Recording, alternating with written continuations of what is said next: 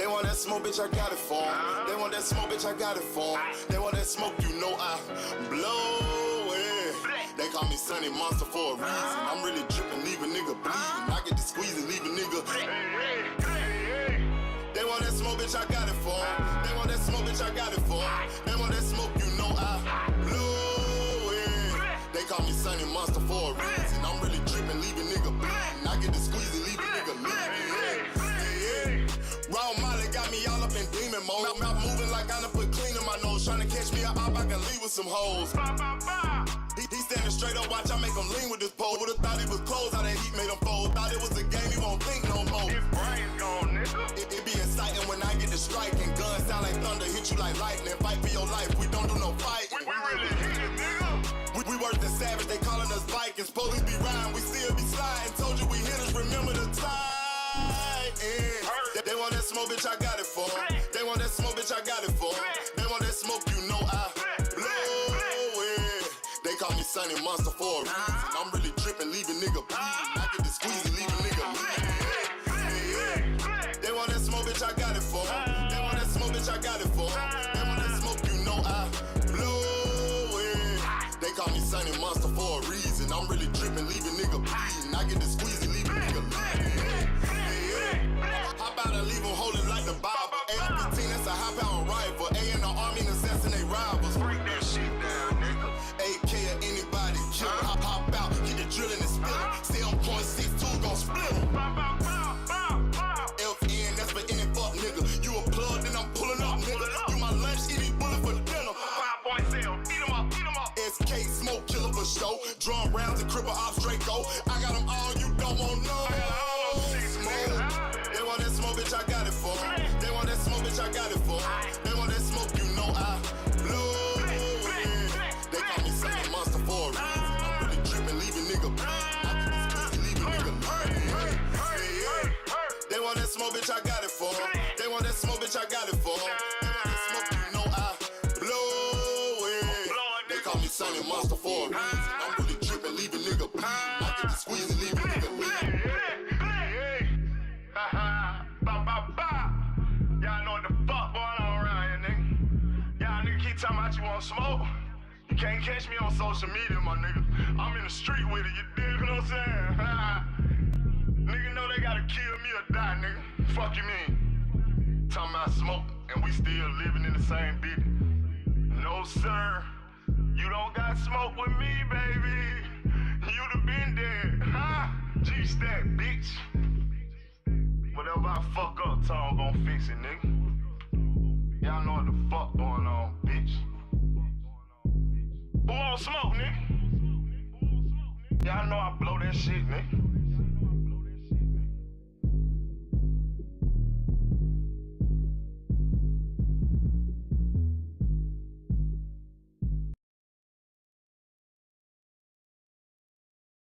Hello, can everybody hear me? Can y'all hear me?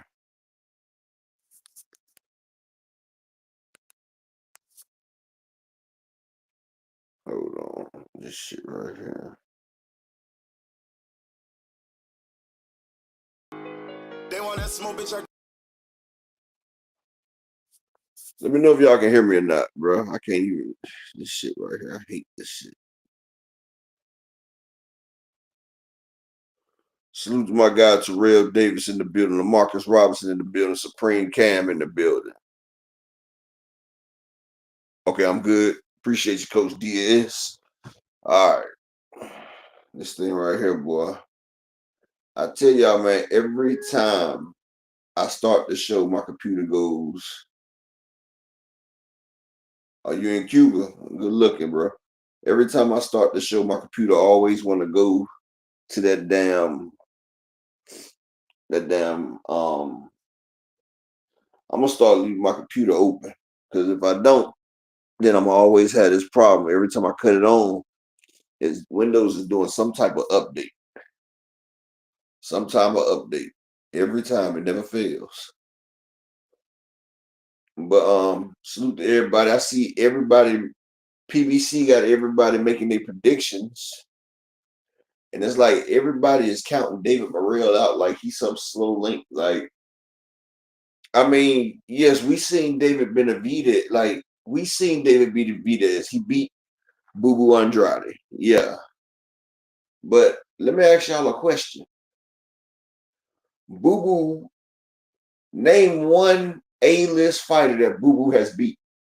The man struggled with Mason Selecki. If you look at Boo Boo's history, he hasn't stopped no premium fighter, especially at 160. At 160, Demetrius Andrade struggled with the competition. People he should have stopped, he did not stop.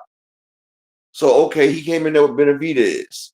We remember when Boo Boo fought Demond, the same guy that Edgar Berlanga dropped 3 times in the first round. Demond Nichols. Boo Boo struggled with that guy. Like, this is what I don't get. Like, people, we act like we don't remember what we see. David Benavidez. Let's go back to David Benavidez versus Caleb Sweet Hands Plant. If Caleb Plant had any type of power,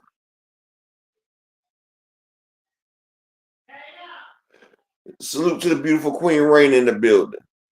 Salute, Queen. But just think about this, y'all. If if Caleb Plant had any type of stopping power,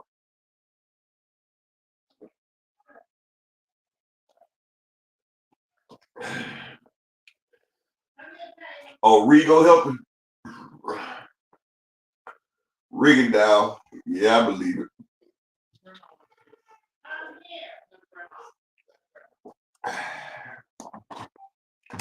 I can't believe that, Diaz. Rigondeaux is going against his own shit. But Rigondeaux, his career really was a bust. His career was really a bust. So, only thing Rigo gonna do is teach that man how to lose. See, it's crazy though, right? And I'm about to break this down. Hold on, pour this water in this thing real quick. Hold up.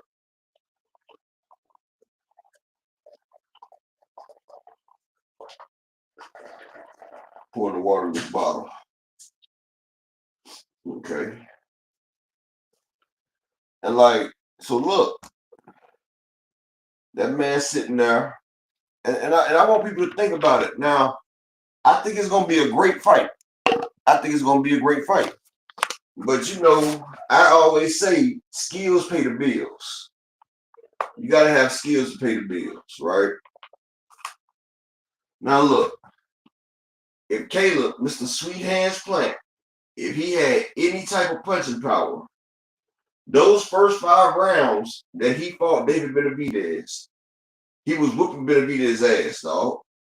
He was whooping Benavidez's ass. I felt like he pulled out 6 rounds and Benavidez won 6 rounds.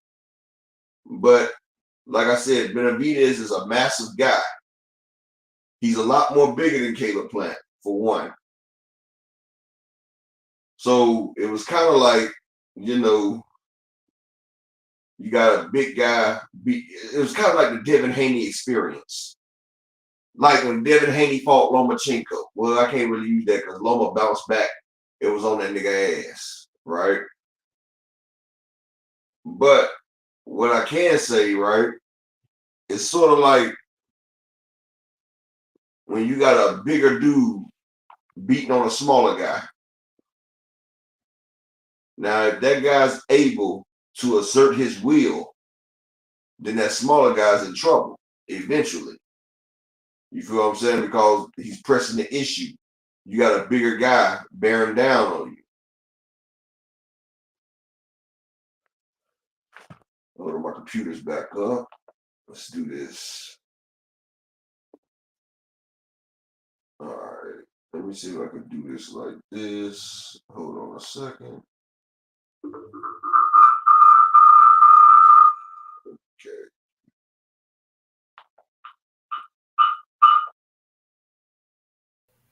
Okay. Okay. Oh, shit.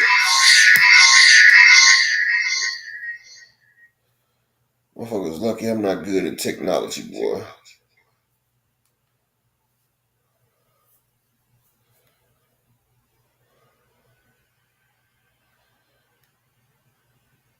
All right. Now, what I was saying, right, people?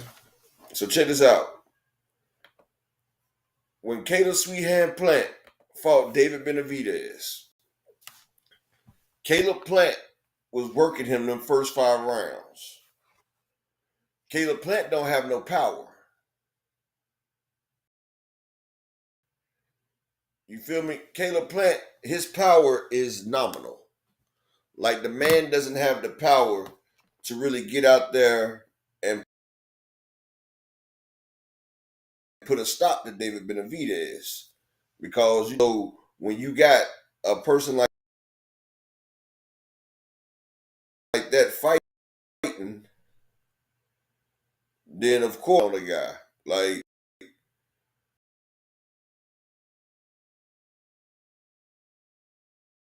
David Benavidez is daggone. David Benavidez ain't slow lead. You feel me? Like he's not. Like David Benavidez, you be hard pressed to find too many people, especially when they going up against a guy like I'm saying, like David Benavidez. He can press the issue. He strikes the issue,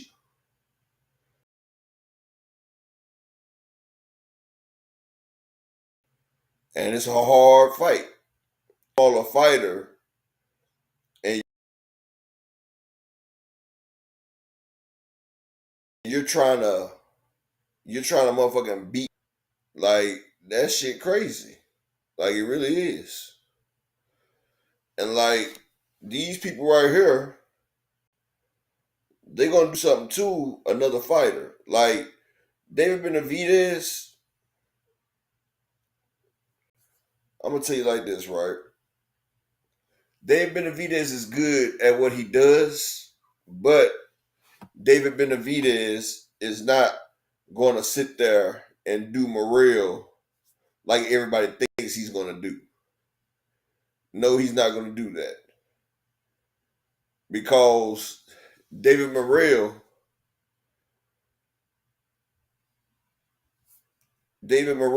can box his ass off. David Morrell is a fighter, and he's about the same size. David Morrell is the same size as Benavidez. Well, I want to say he's the same size, but he's close to it. He's close to the same size as that man. And with that being said, it's not really going to be the size differential that puts the press game down there. And yes, I'm glad for this fight. I can't wait the next 25 days for this motherfucker, dog. Like, Coach Diaz, this is the fight that we all want. Like, at least I want it. I know damn well I need this fight. Like, that fight right here is going to show what pays the bills. Now, it ain't going to be an easy one. But like I said, I see all these people, they just throwing Morrell out there like they be contradicting themselves too. Because, like, that nigga Showbiz the Fake, he's sitting there talking about, well, we got fighters like, they all had a few wins and they was able to come in, people, but the Mexican Monster is different. No, what you feel Impact, when they came in off of a certain amount of little fights, amateur career. And when you have an amateur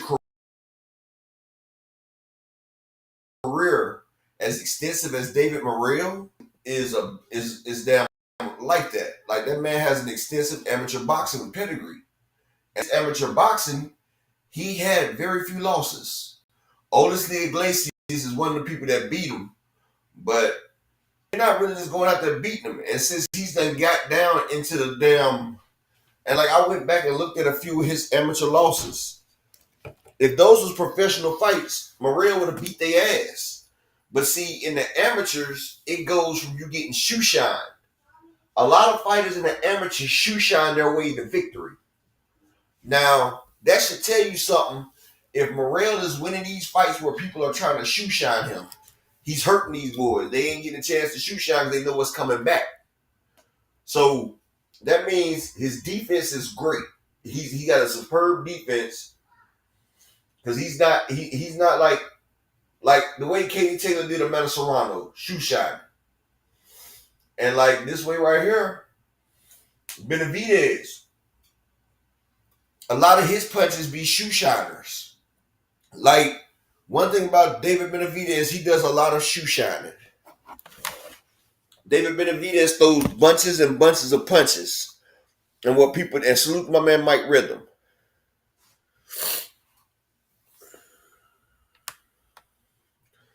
Yeah, they say he has a lot less rounds, Coach Diaz, but he has a lot more if you think about the amateurs.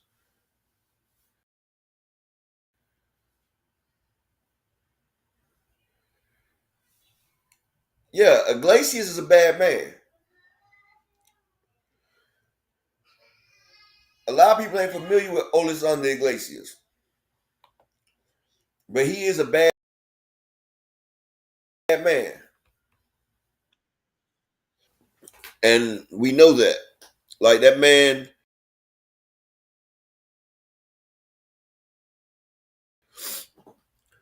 is the next to come. He done moved out the way, so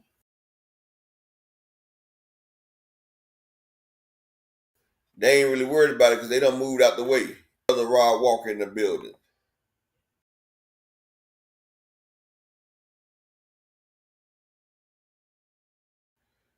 But yeah, Alexander Iglesias, that man is a hell of a fighter. That man is a hell of a fucking fighter. I mean, he beat Morrell, but that was 6 years ago, but still, he beat him. But one thing about it, Morrell has learned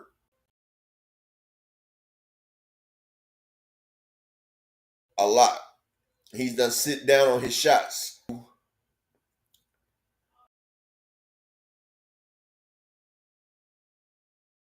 I can't wait because y'all know what 2 a.m. is. I'll check it out because we got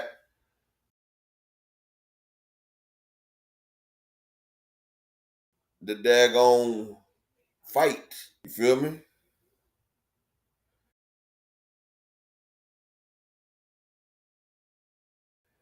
And I want to pull this up right. You said his last fight was straight ass, Jermaine Wood. Actually, he fought against a dude. The only person that dude lost to was to motherfucking the damn champ. Um Beterbiev. The Beterbiev the only one that beat that guy. Hot Rod.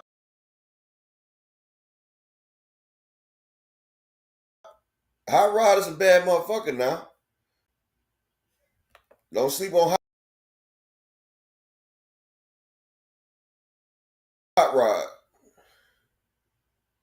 Because Canelo ain't stupid enough to fight that man.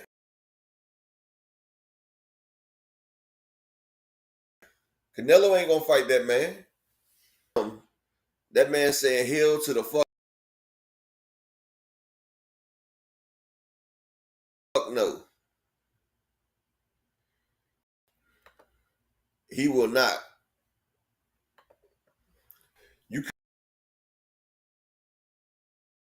couldn't pour that nigga on him. He wouldn't do it.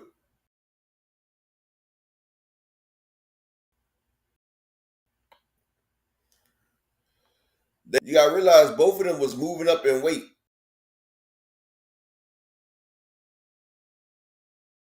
Like both of them was coming up in weight. And a lot of times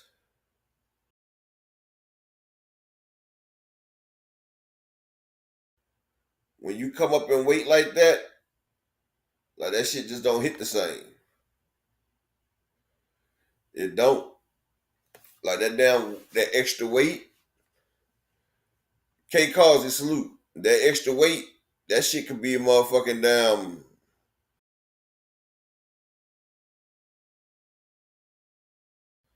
It's a killer. That extra weight lets you lethargic.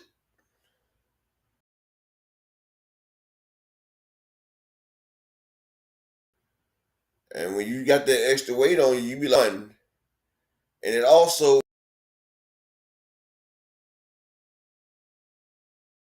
sucks up the little energy that you got. More of it because you're not used to fighting at that damn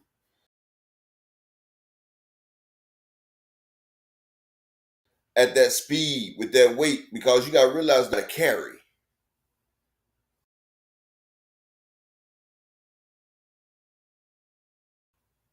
EDs. I mean, a lot of people keep saying it. I'm guilty of it. And I'd be like, look, oh, he'll crush Skull, Rod Walker. He'll crush that nigga. He'll crush Skull.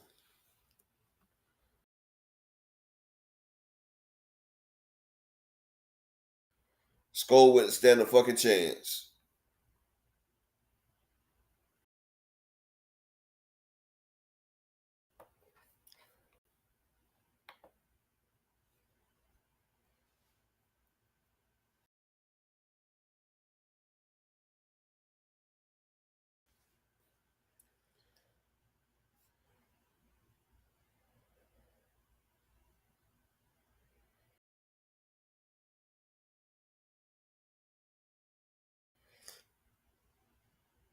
And yeah,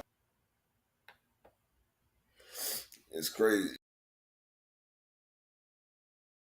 Yes, that extra weight. Windy City Says salute, King. Peace and blessings.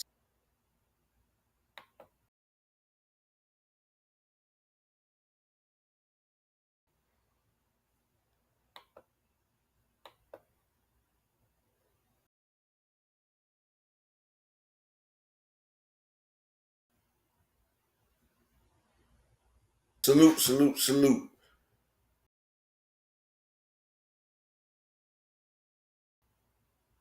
Entertainment.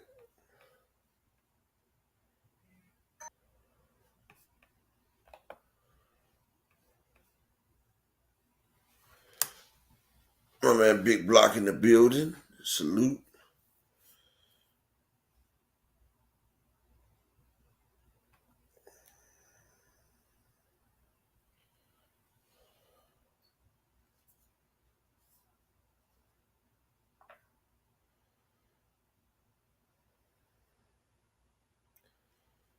Hold on one second, y'all. I'm trying to get Key on here. They saying it's not letting her on. Hold up. Give me 1 second, y'all.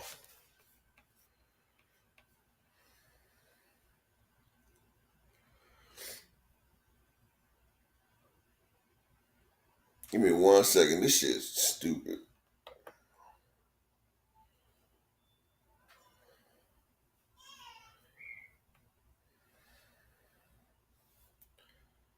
Dr. Key having a problem getting on here. It's not letting her on. Hold on.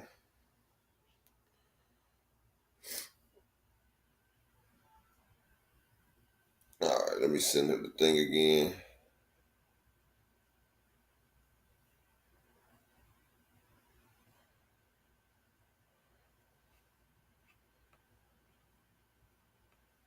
All right, let me see.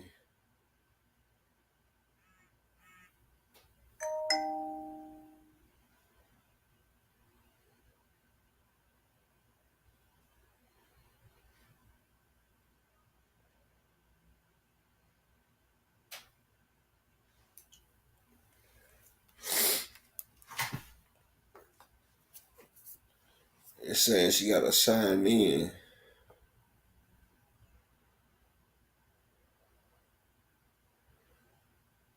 Yeah, hold on.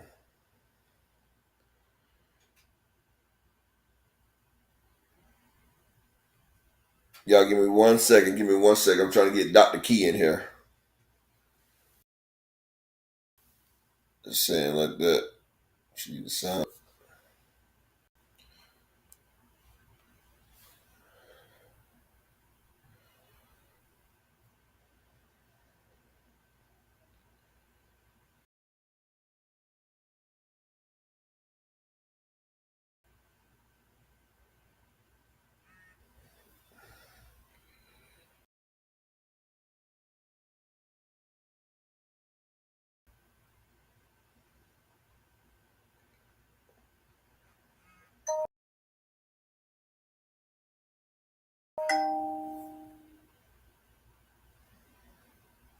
A second, let me see.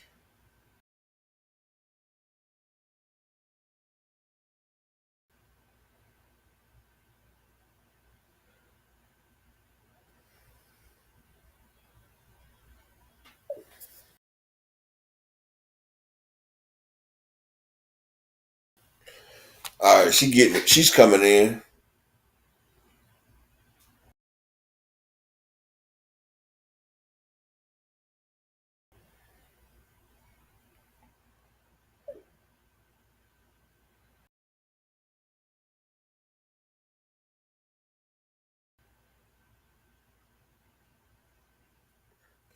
Yeah, that's the only one I can really say that dominated Morel in the amateurs that he see. One thing about Iglesias is Morel to the second power, but one thing about it, he has Morel has power in both hands, whereas Iglesias to damn destroy some shit though.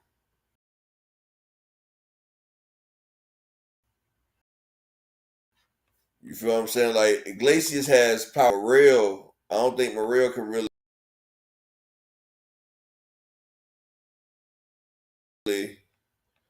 like. I think it's his left that's dangerous.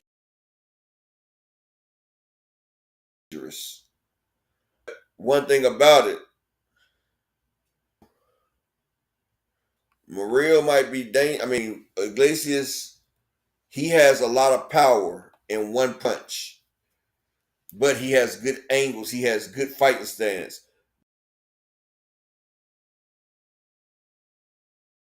Morel has power in equal hands. You feel what I said? That power that Iglesias got David.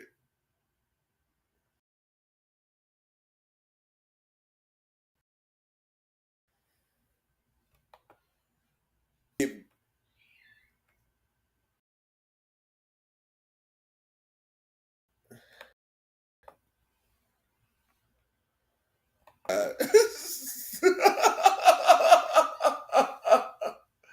really key. What? What did I do? What did I do? That's your fucking picture, dog. No, don't laugh at the dead. No, don't do that. She's dead, Upper. Let's get to it. Who Hey, is that? this is a real person. Her name, she goes by the Cat Lady. Her name is Jocelyn Wildenstein. She is a Swiss She socialite. Wait a minute, look. And she's a billion. Well, she was a billionaire. She divorced one of the most high, proud, powerful men in Hollywood, and she devoted her life getting plastic surgery to look like a cat. So her nickname is the Cat Lady. And I'm sad to report that she just passed away, Upper. that's 84 years she was a old. furry. Oh my God. Shalom to my brother, Mr. Altruistic in there. Well, that nonsense has to go, Key. No, She I wasn't looking like can't. a cat. Rest in peace. No, you know what respected about Jocelyn? She lived her life. She literally lived her life. She wanted to be a cat, and she had all of the surgeries to get it done. And Off of whose money though? her ex-husband. So you just gonna take my money and waste that shit? Man, I know he was livid. I know he I was pissed mean, at her. that's what I mean, you know what? He really didn't fight her too much. I think he knew. Because you know them boys, the higher you get up there. You know what I'm saying? No telling the type of stuff you're into. But guess what though? $2.5 billion. Period. That's You know his how money. much money that is to the point where it does nothing for you but make you want to turn into a cat? That is That's how much crazy. she got. That's how much she got from him. 2.5 billion. That's what the estate worth. So I don't know. I don't know how much he was worth. The question is, how much was he really worth? You But know how much? You know how much she would have got from me, Key?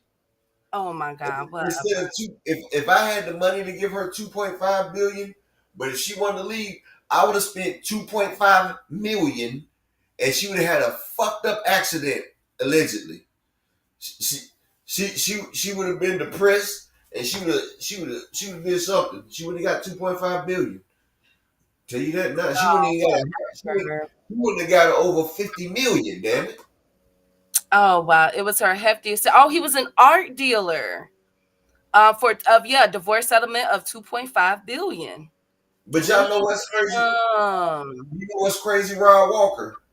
If you look up the top 100 richest women in the world, besides Oprah and like 4 other ones, well, no, it's like 10 of them on there that got it on their own means. The other 90 got them off divorces. Lord, here we go. Anyway, so rest in peace to Jocelyn. She just passed away, 84 years old, lived life on her terms. I mean, hey, go ahead, girl. 2.5 billion. I didn't even know art artists are like, you know what I'm saying? Like, I didn't know that they have like them type of like that type of money. Good God Almighty. I didn't even know. But anyways, shout out to him and rest in peace. No, they don't. Artists don't. He knows a lot of black. You hear me, Keith? It's a lot of black market, millions of dollars. Like art dealers, man, they make a lot of fucking money, especially the shady art dealers, boy. I see that. Well, hey y'all. I hope y'all had a wonderful holiday season. Lord knows I did. It was too long. I had a really good time. With family, friends, a couple of events we went to, because you know, Chicago, the Midwest, we have so many events for New Year's celebration. Like, it was crazy. He should have stayed quiet and made offshore accounts. Lord, okay, thank you, Angel. Hey, y'all. Lord, y'all mad about that. Okay. I mean, that would be like, if I'm him, I'm like, dang, I just gave you half of my fortune, bro. And you just did all that surgery to look like a cat. I get it. I'll be okay. Yeah. Just think of a nigga who have your money, Key, and he blew it on some dumb shit. How would you feel? Money that you worked hard for, Key, and he took half of your shit and blew it on some dumb shit. I feel you. I would be very pissed off. I get it. Cause like, but damn, you know what's crazy? That's a lot of money. Like, he knew who he married. Them motherfuckers was in the bedroom taking catnip and shit. They was doing something. Okay, thank you so much. Thank you. They're not going to diss the dead. She just passed away. Okay.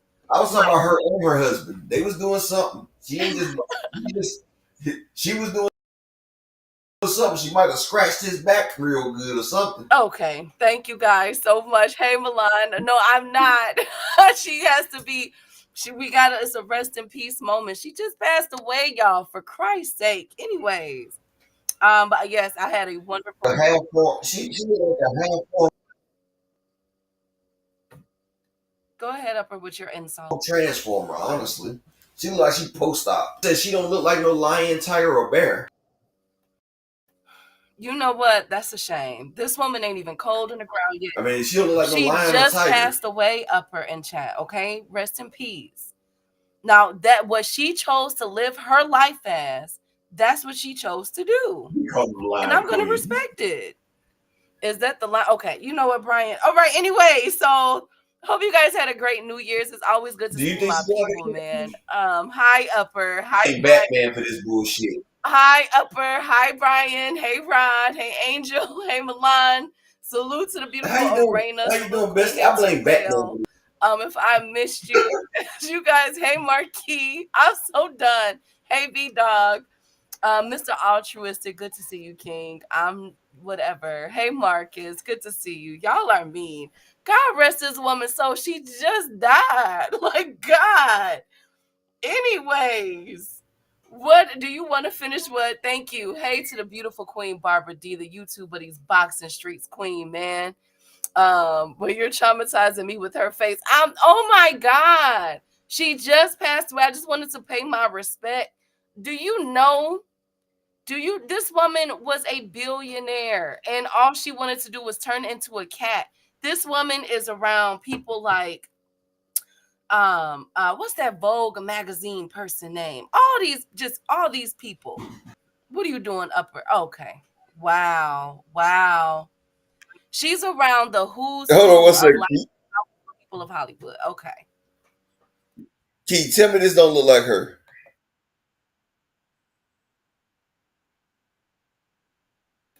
What is it?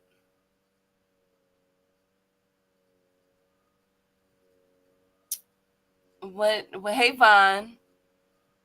He should have realized the lady he was married off. Yeah, true.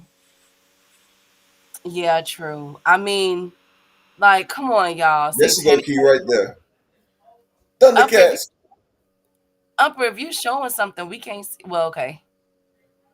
Thundercats. Okay, thank you guys. I thought that was Bruce Jenner. Okay, you know what? Let's go. Let's go. I'm not finna let y'all disrespect the dead. Anyways, also I would like to dedicate a portion of my show to the beautiful queen for her name is Kira Reynolds out of Washington. She posted insane numbers for the South Bend, Washington, Indiana to their 15th win of the season. She is the first player in Indiana history to have a quintuple double. She had 14 points, 18 rebounds, 12 assists, 11 steals, and 10 blocks. Golly. Good God. I think Damn. the only other person that did that was KD, Kevin Durant. So she was balling, y'all. Shout out to that queen. And let's get So she on with got it. so she got the points, the assists, the blocks, and the Steals rebounds. and steals. She had Also, 11 she steals. got four double, right? Yeah, a Or did she? quintuple double. That's what they're called. Quintuple double. So if she would have got blocks, then she would have had a sequential double, then, right? She got 10 blocks. She got 5.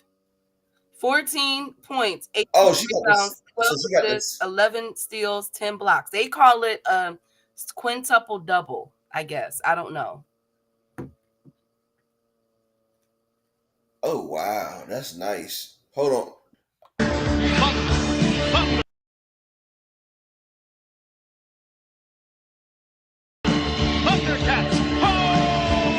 There's life, but you won't take his sword.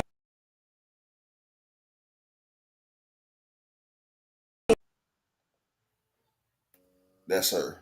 Milan, I wanted to show okay, Milan, you're not finna cuss me out today. All right, y'all already finna cuss me out as it is with these stories I got for y'all today. So I'm not even finna go there with you today, Milan. I'm not even finna go there. I wanted to pay my respects because this woman was a billionaire and she chose to live her life as a cat. I can't be mad at that. You got all that money in the world. Rest in peace to her. Anyways, Yeah. upper. Y'all is mean. Y'all so mean. Y'all is Salute so to the mean. beautiful queen, Miss Barbara D in the building. Salute. Let's Thundercats. Oh. Thank you so much. Let's kick this off right before they keep cussing me out in the chat. Let's get to the housekeeping. Y'all already know how we get down. First of all, happy 2025 to the kings and the queens, man. We made it. Mama, we made it. Let's Year get of to the house. Jubilee. Thank you, Upper. Let's get to the That's you know this a jubilee year every oh, it 25 is. years. Yeah. Oh, it That's is. why they got that. That's why they got that fake ceremony going on. Talking about the Pope opening up portals.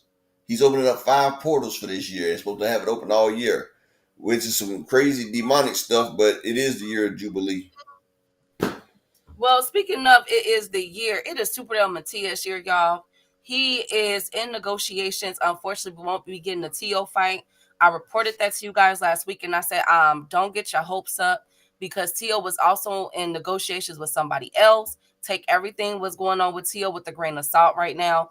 And it is being revealed that Super Del Matias is in negotiation with Elvis You Rodriguez said it. for the IBF spot. This fight will still, I think it's still going to be occurring in Puerto Rico or I think New York. I'm not sure which one. So I'll keep my eye on this. I think this is a really good fight. Um, and we already know that once the IBF get to pulling in, you know what I'm saying? Like, ranking these fighters and everything, we'll pretty much know who Super El Matias is gonna fight. Y'all know the IBF don't play that. But I knew that whole Tio situation it was a lot to that. So let's keep it. Okay, and then also Eddie Hearn. Speaking of Superdale Matias, yes. What's up? Oh no, go ahead. Go ahead. Finish what you're saying. Go ahead. No, no, no. What were you about to say? It's about Eddie Hearn.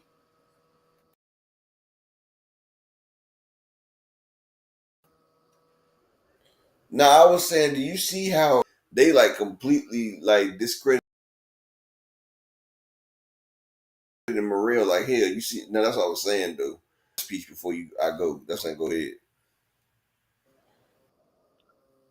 Okay. Hey, General. Happy New And salute Year. the cow cooler in the building. Happy New Year, King. So Eddie Hearn has been making his waves. Eddie Hearn, it appears. I had this in the main title, but then I was like, nah, let's do this with housekeeping because I'm keeping my eye on this. Eddie Hearn and I would assume others, but really Eddie Hearn is the one that's saying this. Wants Al Heyman to bend the knee to Turkey. Eddie Hearn says that he is working for his excellency. He's working for his excellency, but he's humble enough to say it and thinks Al Heyman should be. So he wants Al Heyman to bend the knee to Turkey Al Sheikh. Now, mind you guys, Al Heyman has generated billions, especially with the last 2 to 3 years.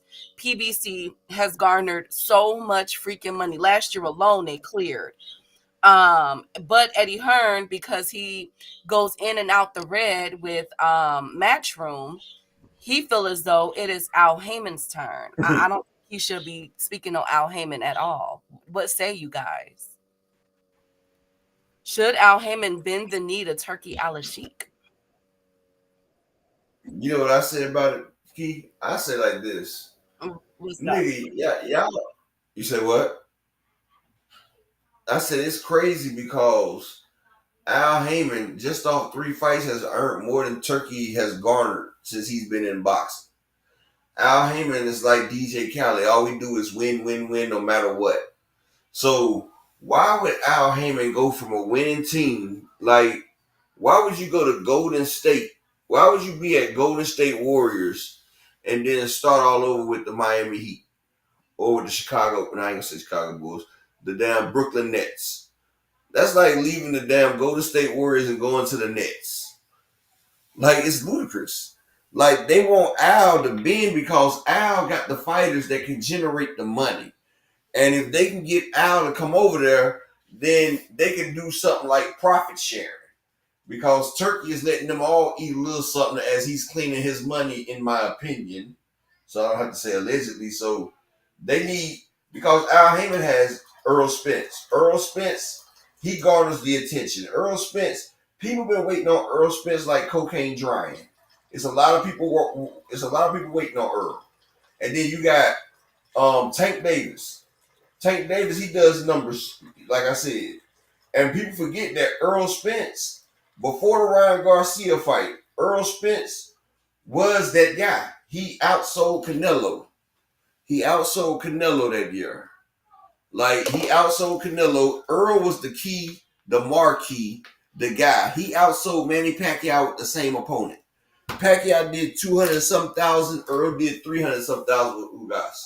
Like, Earl is the breadwinner. And everybody's waiting for Earl to come. If you say anything about Earl Spence, it goes viral. Just like Tank Davis. Then you got Canelo. Canelo is a staple of longevity. Like, Canelo, his name and his market is going to always be there. And with just those 3 people right there, that takes over all of their whole promotion companies put together. Those people make more than all of them put together.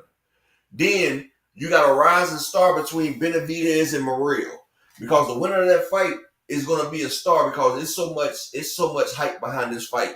Like, people are waiting on this damn fight, Keith. You just don't understand. It's like the damn you got the Twitter Spaces, Instagram. Everybody's talking about this fight February 1st.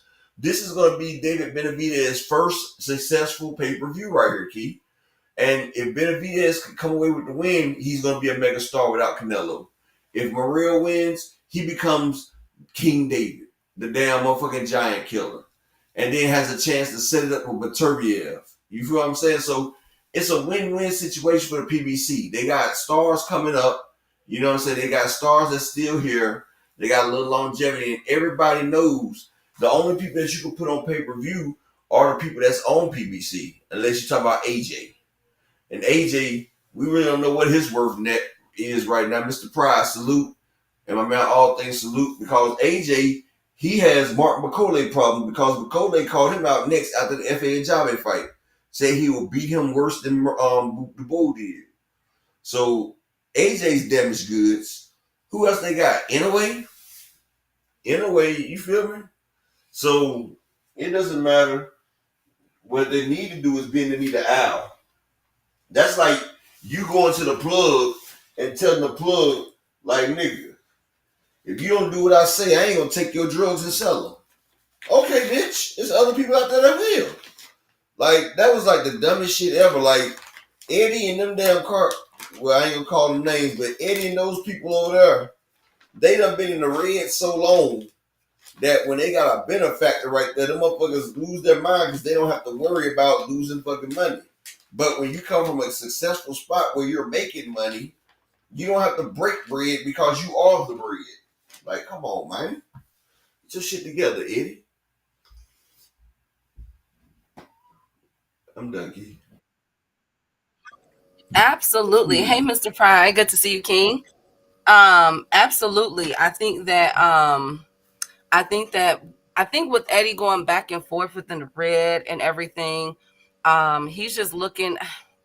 You can't tell me that this turkey with them aligning all of this is basically for the promoters that aren't really doing well. From what I've seen, what's been discussed, it appears that these promoters are not doing well. Hey, Thomas Hill, good to see you. Wanted to go to these Thomas boxing Hill, streets. salute. Hey, and DC Sanchez, salute. So I'm very curious to see how this will play out with Eddie Hearn. I think it's really interesting that he's name dropping Al Heyman right now, telling Al Heyman to practically bend the knee. Like, it's time for you to get on board. But I'll keep a close eye on this. I want to see what else is got planned. One thing I will say is Matchroom does have a lot of big fights coming up next year, which we'll get to. He's going to be involved in some way. One thing I do have to say, the second, well, I'm gonna tell you right here, Key, it's another fight that's out there right now that has my interest, and I can't wait to see it.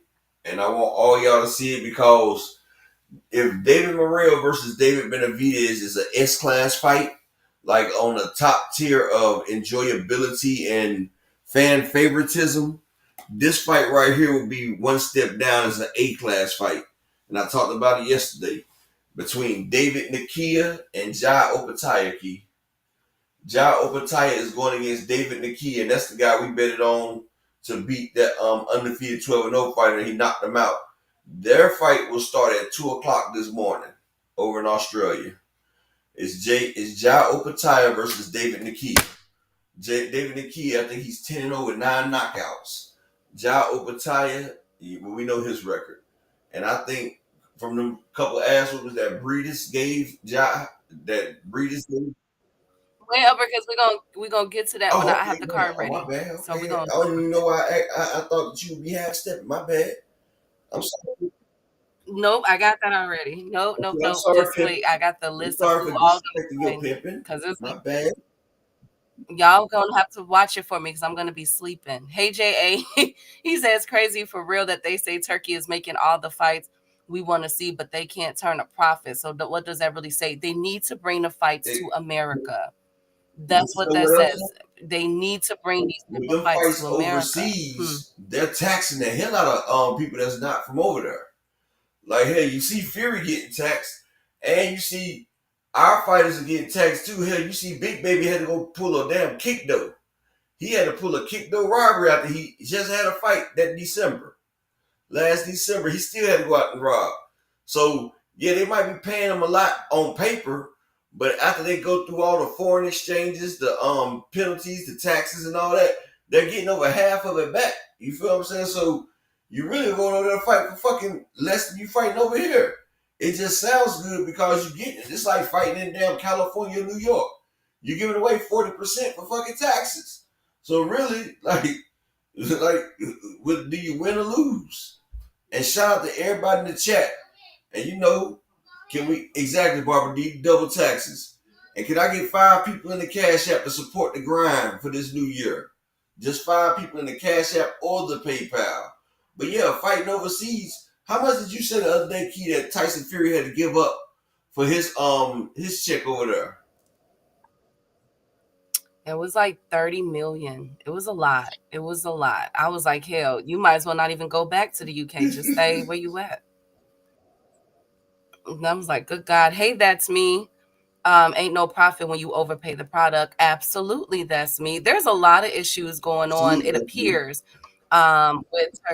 with Turkey and this whole boxing thing, and now he's investing. And I can't, like I said, 2025 is just going to be the year of realization, and I can't wait to see how this all pans out. Hey, Key, let me ask you one question though, best friend. Who do we know who is famous for overpaying fighters? No, Turkey. before Turkey. Who was the famous man that made overpaying fighters a thing? Was that Don King? Don King ain't No. giving up shit. Don King was paying a lot of those fighters, though. At least we got a good stack card. Don King ain't overpaying a motherfucker about it though. Oh, Al Heyman, you mean? Eddie Hearns. Remember Eddie Hearns was known for overpaying for bullshit. Remember his fights would be bullshit. Like he had fighters, like I hate to say it, but he overpaid Boo Boo. He overpaid a lot of them. I hate to say it, but that's why Boo Boo went over there. It was free money. They called Eddie Mr. Free Money Junkie.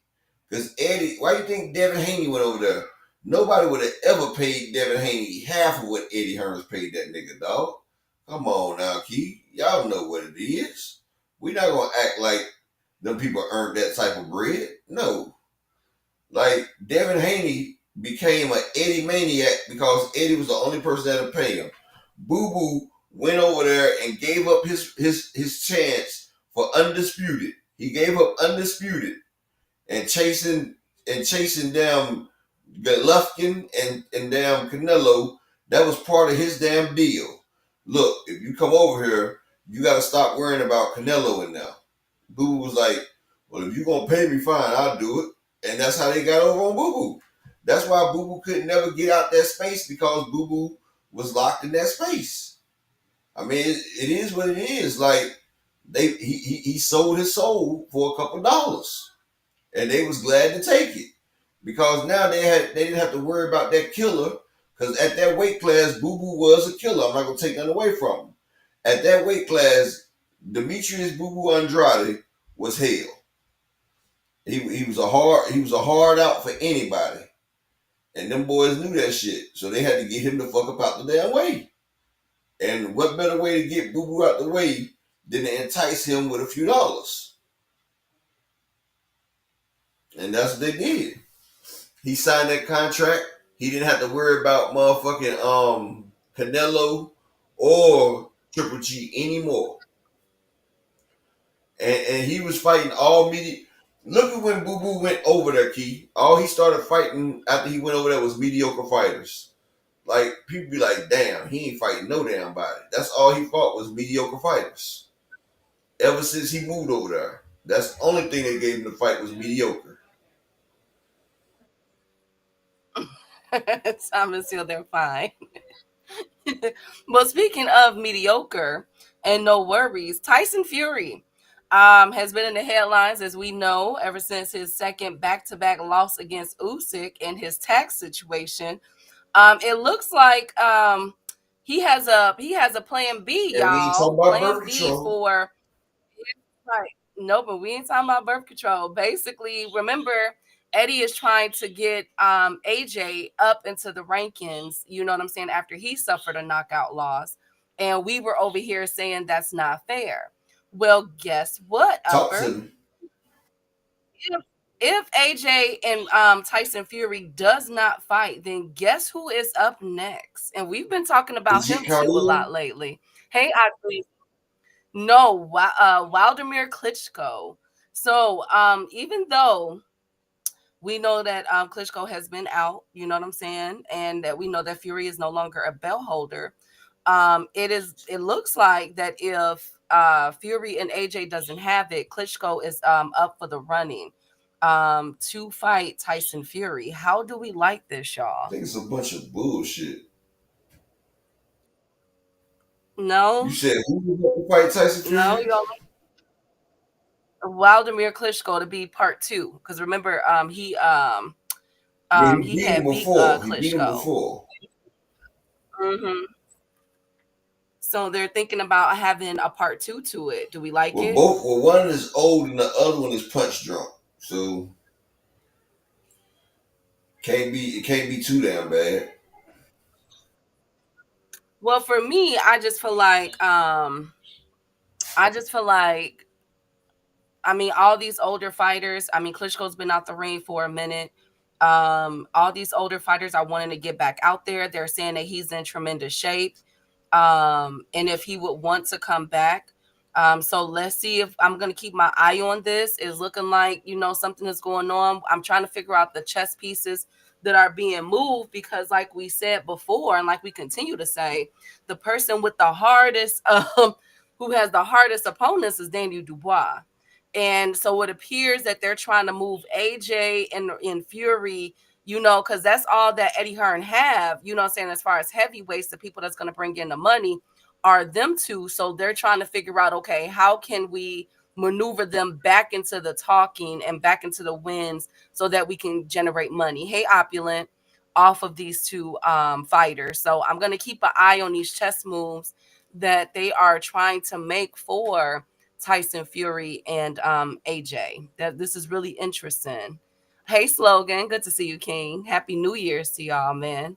Um, I don't like it either. Upper is absolutely correct. I feel as though, like me and Upper have both been saying, prior to Usyk and Fury Part 2, we both were saying, nah, man, all these other fighters from FA to Big Bang Jank, Ajit, all of them have earned their keep. You know what I'm saying? To be top ranked and to get these title contentions and be Mandos and all this other stuff. So I don't like what they're trying to do with Fury and AJ. I see the writing on the wall. They're trying to basically get them above that while avoiding this tough competition. Because I mean, you think Fury wants to go toe to toe with a Bacoli? You think Fury wants to go toe to toe with Daniel Dubois Or upper? You know what I'm Cavalier. saying? Like I see what they're trying to, yeah, or a jit. Like I see what they're doing. I see exactly what they're doing. So I'm gonna keep my eye on it. I don't want Klitschko to come back. I'm so tired of hearing his name, but for some odd reason, they are on it with Klitschko. They are really hyping this man, return. And speaking of a return upper, um, Mario Barrios is officially one of the like is on everybody's list to fight. So Connor Ben recently put out on Instagram that he's locked in. He's coming for the 2025 WBC champion. But who was the other fighter that was after Mario Jerron Barrios Ennis. upper? Let's see if you remember. Nope, not just Ennis. Who else? It's a dude that we keep saying, please retire for the love of God. Please retire. Not Pacquiao. Don't say Manny. Yes, Pacquiao. Yes, Pacquiao. But guess what? Guess what?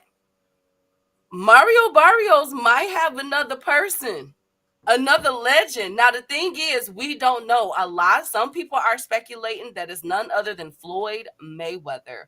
But it's alleged that another legend is looking to make a return and face Manny Pacquiao for the WBC belt.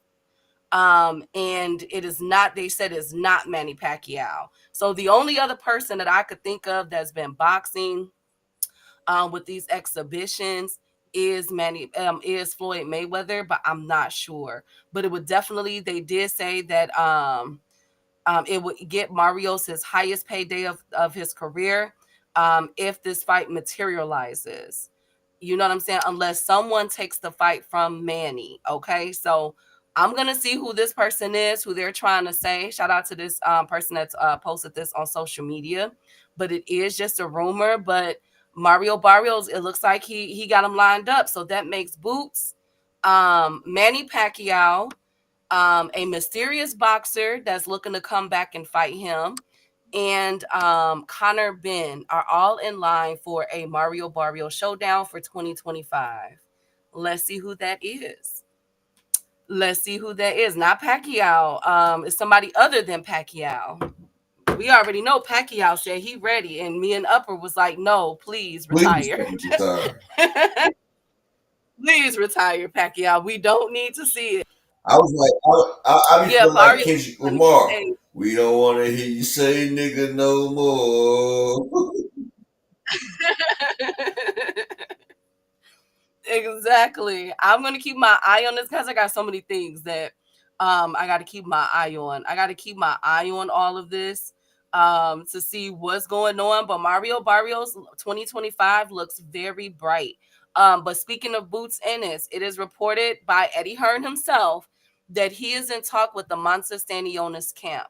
So hopefully they said that they're trying to get this fight worked out, a unification bout between Stanionis versus Boots Ennis. I love it. What It's about you, about Upper? time we What say start you? putting some effort toward that, man. Like, damn, you got Conor Ben looking like he's a fucking like he's a showstopper and everything. Like, did you forget who was your meal ticket? Like, come on, man. Like, you got Conor Ben over him about to get a unification. I mean, about to get a title match over Jerron Boots and is getting a fucking match. Like, I didn't like that at all. I was like, damn.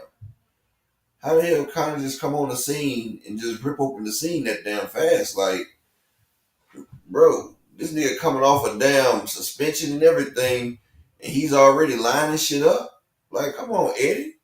Like, you supposed to have that nigga Boots. Like, when the damn Norman fight fell through, you should at least got Boots another damn. Like, come on, Barrios already said he'll fight Boots. Barrios said that. So why the fuck did you not make it happen? Like, that's what I didn't understand about Eddie. And I'm like, well, damn, are you not rocking? I mean, but if you're Mario Barrios, if you have two legends chasing you, for sure we know Manny Pacquiao Oh wants to smoke. But now they're saying it's another legend that's chasing him. I mean, of course you're gonna go where the money is. I think Barrios right now is trying to figure out where the most money is Oh gonna no, be no, for no! I'm him. not blaming Barrios. Hell no, I'm talking about Eddie because he told Eddie like Barrios been said I want all that smoke. Like he been said that shit last year about Boots that he wanted to smoke. It was Eddie that didn't bring the shit in there. Like I feel like Eddie dropped the ball, and I feel like Eddie worried about Conor Ben over Jerron Ennis. Like which one is a better fit for you? Like, come on, man. I know Conor Ben has a lifetime contract and you want to honor that, but come on, you got that man over there. He ready to goddamn dust it up, and you not fulfilling your end of the bargain, Eddie. Like on Venom, the way he be like Eddie. Like Eddie, you fucking up, man. You fucking up, Eddie. Well, speaking of effing up, opulent. This is Jocelyn Wildenstein. She just passed away. It's the cat lady, remember? She's the billionaire. She got 2.5 billion off of her husband. And she died yesterday at 84 years old. And she took the money and turned into a cat. So I was just paying my respects and saying, you know what? I can't even be mad at it. Like you took all that money just to turn into a cat, bro. You lived life on your own means, okay? So that's who it is, Opulent and Thomas. But speaking of Eddie Upper and effed up, it's a couple of lawsuits going on. So a couple people pulling a Ryan Garcia, which would be Eddie Hearn and Frank Warren. Eddie Hearn is currently suing Jake Paul for Oh, defamation. I guess Jake Paul said some things about him. And Eddie Hearn said, you know what? You better talk to my lawyer. So he's suing Jake Paul for defamation. And Frank Warren is continuing his legal action against Chris Eubank Jr.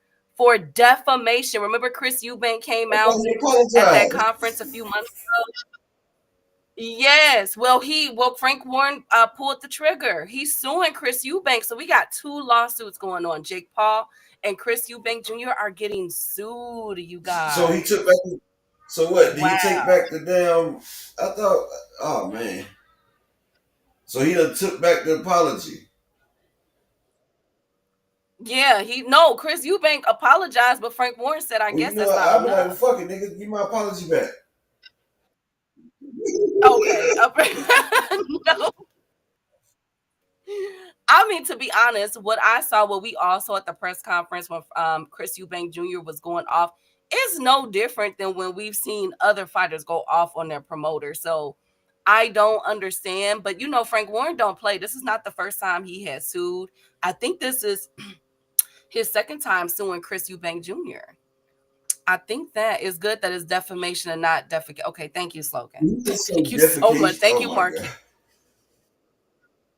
Thank you, General. Thank you guys so much. Y'all just, Lord have mercy. Y'all just, you know what?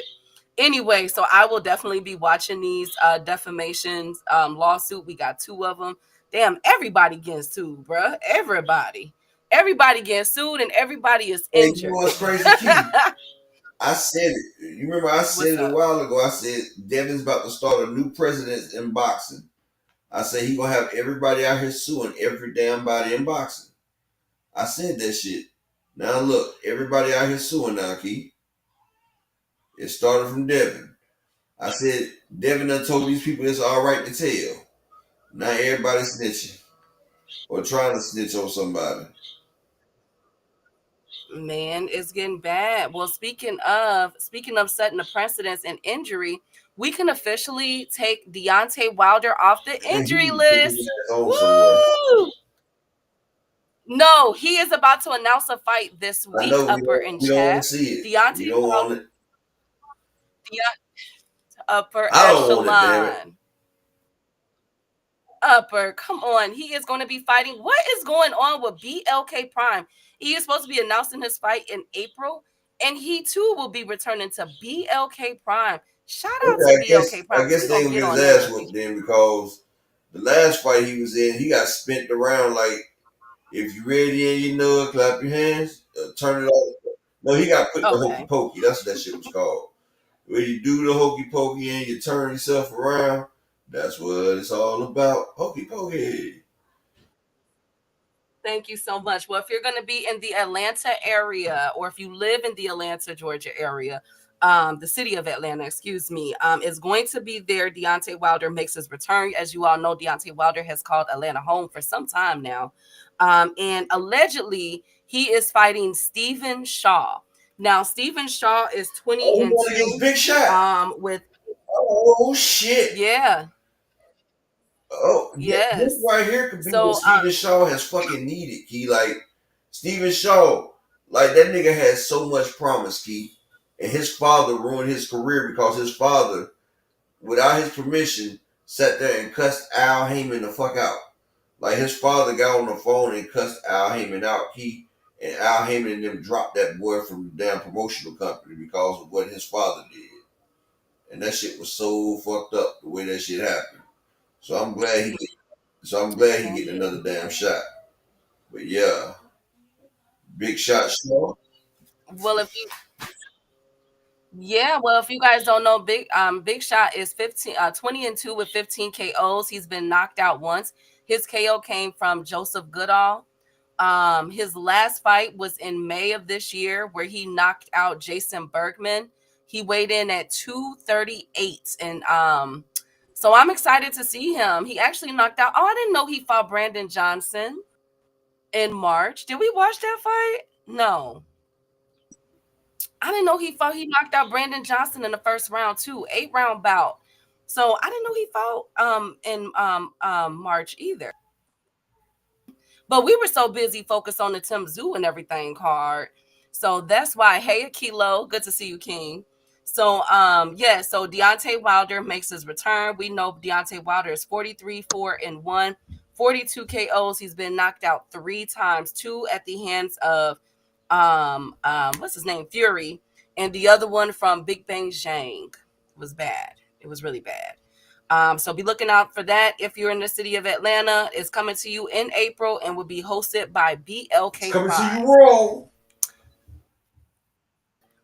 Speaking of BLK Prime, they have been in the headlines for the past 72 hours because Devin Haney is making his return. Now, I'm getting conflicting reports upper in chat. Maybe you guys, hey Supreme, maybe you guys can fill me in a little bit.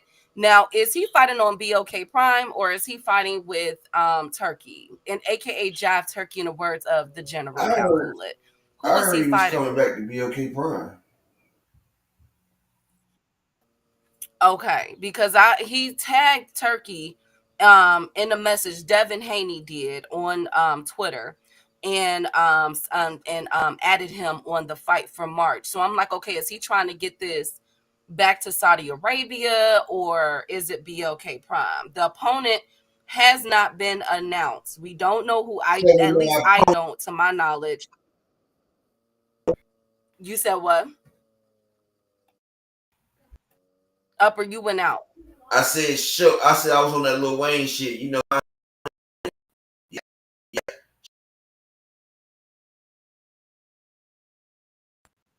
Absolutely. Well, one person that has been, well, he got two people at him right now. One person that would like to return with Devin. Hear me out on this one, y'all, because I think they could really sell this fight. And it's not Teofimo Lopez. We're going to get on him in a second. But Blair the Flair. Blair the Flair is wanting a fight with Devin Haney. I like it. I love it. I think I think Blair, that's an excellent freaking Blair fight. beats him. I think this is the shot. This is the shot that Blair needs right here. But I feel like if Devin go in there half stepping, Blair gonna give him what for. But I mean, it's a very winnable fight for both fighters. But I like Blair in this fight though. Akilo, yes, he did. He lost. Big Shot did lose to FA. You're right. Yes, he did. He lost to him back in last year. Well, 2023. Excuse me. Yep, he did. But I love it. Hey, Joseph, I like it. But another person that we know, these negotiations has been all in the headlines is Teofimo Lopez. Now we all know that some offers were sent. Top Rank and Devin and all of this stuff. Money isn't right. The main issue, basically, what I'm gathering from what Bill Haney has said, was that the reason why they turned down this fight was because Devin Haney is not the B-side to anyone, right? That's pretty much the whole argument, of it. We've done this. You've never been on pay-per-view, but we have, so we should be the A-side to you. That's pretty much what Bill Haney was saying on KO's channel and on other content creators' channels. And you know the funny shit about it though, Key? So what, you was on pay-per-view, dog? Every one of your pay-per-view sucked. Like the only pay-per-view you did that didn't suck is the one you did with Loma. Like I hate the way they keep saying that they've been on pay-per-view, so they're the A side. No, you're not, dog. Like, dude, y'all fucking need help. Like y'all swimming in the water, y'all fucking drowning. And you too arrogant to see that shit. Like, nigga, y'all need all that y'all can fucking get. Like, nigga, ain't nobody checking for you and your son. Absolutely. Well, Teofimo Lopez thinks differently. So Teo said, I'm sorry. Are you ready for this, Upper? I don't know. Teo, I don't know what the heck been going on with Teo, Upper. I don't. But you ready for what he said? Y'all Can't ready be for worse this? the way he said about he about to be divorced and he's looking for people, married ladies and stuff. No, it's not that bad. But he said, I am too expensive for Top Rank. But the truth is that Todd DeBoff is the issue here. He hasn't liked me or my father since I started the takeover established 2018, and probably beforehand. Now he is the chairman of Top Rank, so people do the math. By law, I have freedom of speech. Boxing. He then went on because he was on a tirade. Okay, he was on a tirade. And he then went on to say that basically boxers are not built like he is, Upper and chat. You know, he wants to fight the best. He says, I am fit and ready to fight. I weigh 150 and train steadily every day and every night. My principles are that when you're at the top of the mountain, you must continue to build and chisel yourself from the mind, body, and soul. Hashtag the Nigga, cut takeover. the cap. Stop the cap right now. Stop the cap right now, dude. Like, nigga, you've been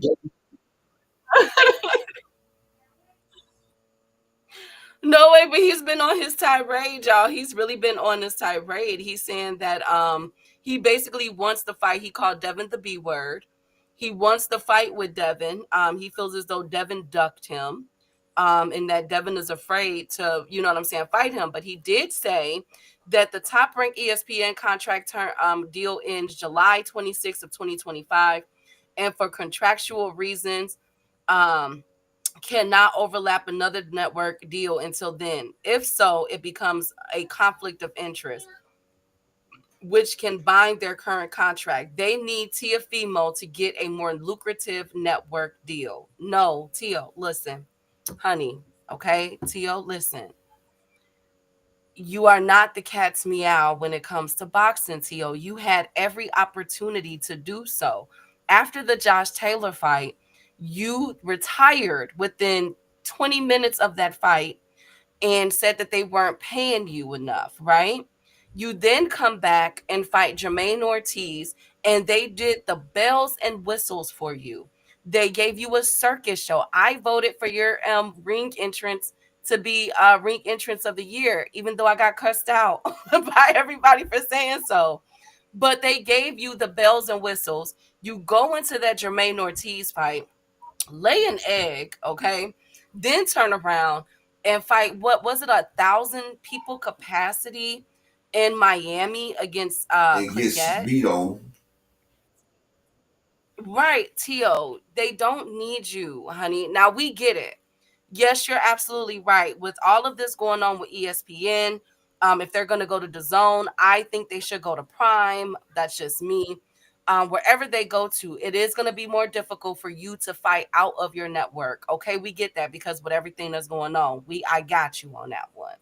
But at the same time, T.O., stop acting like you the cat's meow when it comes to boxing and that you're too expensive and everything else. The problem is they have given you the fights and have given you the money and the packaging behind it, and you have flopped every which way. That's not a top rank problem. That's a you And problem, go back to T.O. the George Cambosos fight, nigga. You lost all the belts for the company, nigga. Like, nigga, you lost all the ass cheeks. Upper, you're going out. Upper, go in and come back out because there's something going on with your speaker. It says, which means that the Riyadh season card with Devin is BS. It looks that way. It looks like Marcus. It looks like that Devin is going to be on BOK Prime. Does any know if Tio or was that the most viewed fighter at Top Rank? From my understanding, Shakur Stevenson fights was blowing Tio out the water when they were both on Top And Rank together, Paris Crawford and they was beating all of them, really. and anyway, so okay, thank you, Marquis. Thank you guys so much. But yeah, so Tio, honey, you are not expensive. You're just unrealistic. And they have a budget to keep. Y'all know how Top Rank get down. Every fight gets a budget. Okay. And if you are not putting on, you know what I'm saying, what you're supposed to, then come on now. Come on now, y'all. Y'all know how this go. This is business 101. That's like a kilo selling a whole bunch of sweaters every time. You know, we give you a bulk. I give you a bulk of 100 sweaters for you to sell. And you're supposed to give me my percentage cut. But every time you know what I'm saying, it's time for me to get my money. You know what I'm saying? We agreed on 60%. You bringing me 3 and 4% of money. And then after you've just finally sold them all, you asking me for more money. Like, come on now, I'm not gonna do that for you. BOK Dev is nasty work. Let's talk about that. So, how do y'all like this playoff? First of all, do you guys? Because I haven't been here. How do you guys like BOK First of all, I thought BOK was done, Upper. I thought it had dissolved. I haven't heard BOK mentioned this much, and God knows how long.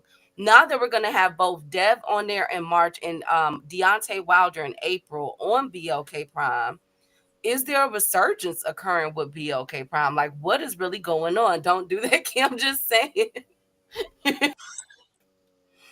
um, net revenue of 200K shares valued at 100 food stamp. You know what? Okay. It was Shakur and Never Rete. Right. That's what I was saying, DZ. I said Shakur, last time I knew, Shakur was blowing Tio out the water. So, and Never Rete, I could believe that because Never Rete has a huge following, Just like Oscar Valdez for somebody. They love them some Oscar Valdez. But BOK Prime, what is going on? He inexpensive, overpriced. Exactly, slogan. Bill blackballed his son to the D League. Sad times. Okay, but is BOK Prime truly the D League though, Milan? Help me out here. Slogan, Marquis, Ra, Akilo, General, Thomas, Deezy. Like, is it truly okay? You know what, Marquis? Is it truly the D League? Is this like the bottom of the barrel? Damn sure ain't the A League. Okay. Okay, Upper. You know what? Upper, what is up with BOK Prime? I thought that they dissolved because didn't they lose they went money or bankrupt. something They went like that? bankrupt after the Bud fight. So then, how are they putting on Devin and Deontay Wilder? That's a good question. I wonder what's going on. Don't have promoters unless. I wonder did Turkey Al Sheik acquire BOK Prime? That's the question. Or is he pumping money into them? Right there, Key. Now you using your brain. And I didn't even think about it. I should use my thinking cap too. Because we know for a fact that Deontay Wilder has. That's probably why Devin tagged it. Turkey probably acquired it on the low.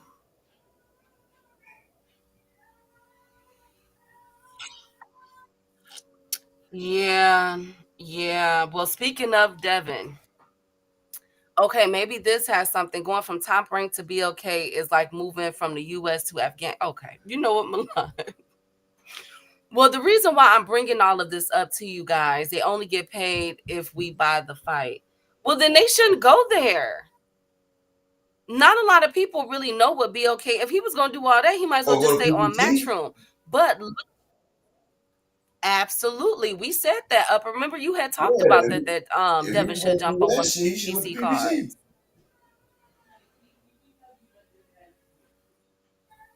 Well, the reason why I'm bringing all this up, right? Eddie Hearn has something to say about this. It says in this article, shout out to Boxing Scene, Devin Haney's most recent promoter can see him returning on the little-known BLK. That's so bogus. BLK Prime. The 26-year-old recently posted on social media, "March, I'm back. See you March on BLK Prime." Should Haney fight for the first time since April and appear on so insignificant of a broadcast, his return would be at risk of being overlooked. Haney followed winning and defending the undisputed lightweight. We already know that, But Eddie Hearn has spoken of wanting to extend Haney's promotional agreement with Matchroom and also of matching him with Liam Perro. But the tension between them heightened when Haney criticized him on the night of Anthony Joshua's defeat, in which the promoter believes that his financial demands could mean fighting on BLK Prime proves his only choice. Matchroom, as we know, signed Boots on the eve of Haney Garcia and have since started promoting Shakur Stevenson. Both represent potential opponents for Haney. Damn. So y'all just gonna throw him in the lion's den? But Hearn told Boxing Scene, the only conversation I've had with him is through Turkey Al Sheik to go on a Riyadh season card. But again, it's difficult because Turkey wants to make a big fight. And coming off that Ryan Garcia fight, it's very difficult to go straight back into a big fight. Because also you're thinking the Ryan Garcia-Devin Haney rematch is a big fight. Devin needs a big comeback fight. For the amount of money he wants to have a comeback fight, that's not easy. Because generally a comeback fight isn't a great fight At the same time, who's going to pay for it? If you can find someone to pay great money for a comeback fight, maybe that's BOK Prime. I don't even know if there's any truth to it, but it's a good to see him back because I don't think he needs to get himself back in the ring. What do y'all think about Don't he that? still owe Eddie Hearn a fight? I don't know. That's the question. He ain't talking like it. That was Eddie Hearn's quote. I don't know. He's saying that basically what a couple of people in the chat was saying. Devin Haney, even the turkey, he wants Hold too on. much money. Now you know you got to be something if Turkey is even looking at you saying, "Bro, we ain't got it. Hey, Shalom We and ain't shout out got to it." my brother, Mr. Altruistic, in the Cash App with the $10 holler. Appreciate you, King. My boy, shout Mr. Altruistic, always coming too. Always coming through. Can I get 4 more people on this new year to support in the Cash App or the PayPal? I just need 4 more people just to support. I appreciate each and every one of y'all. And like I said again, I appreciate you, Mr. Altruistic. Shalom, all praise to the Most High. And thank you, my brother. Key, I'm about to switch out to my other thing, the other device real quick. I'm about to restart. I'm about to restart this computer Okay. because this shit. You got, man, I've been trying to get my wife to help me out on this thing, but she get tired.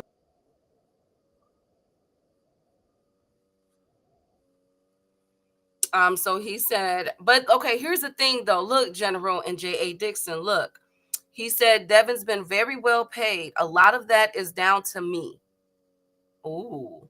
But the problem is the interim fight. Him against Ryan does massive numbers, but the interim fight, he's not one of them guys that's going to take a 500,000 or $1 million to have an easy 10 rounder.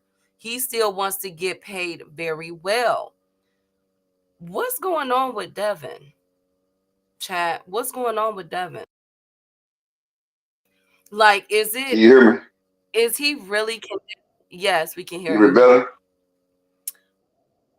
Yeah, you're a little bit. Yeah, I mean it's way better. But how do you duck 2.4 million plus pay-per-view for BOK Prime? Especially if you're not getting what type of money? You, I think we need to ask ourselves, what kind of money does Devin want, Upper you and want me to tell you Chat? what's crazy though, Key? Like, nigga, you got like less What? than 3 million versus Ryan. You got 1.5 versus Regis. Like, dude, you done took a horrendous ass whooping, dog. Like a horrendous.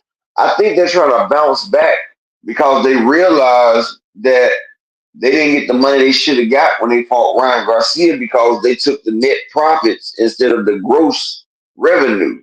So they lost that right there. But I don't understand what you expect. Like, nigga, they gave you a good contract for a damn champion. Do you know when Boots first fought with his motherfucking damn championship? Boots didn't see $1 million until he came over there to Eddie. That's what the people don't understand. Like, nigga, Earl, when he fought motherfucking Kell Brooks, Earl didn't get $1 million for Kell Brooks. Like, nigga, and Earl was making a name for himself. Dude, all your pay-per-views have flopped.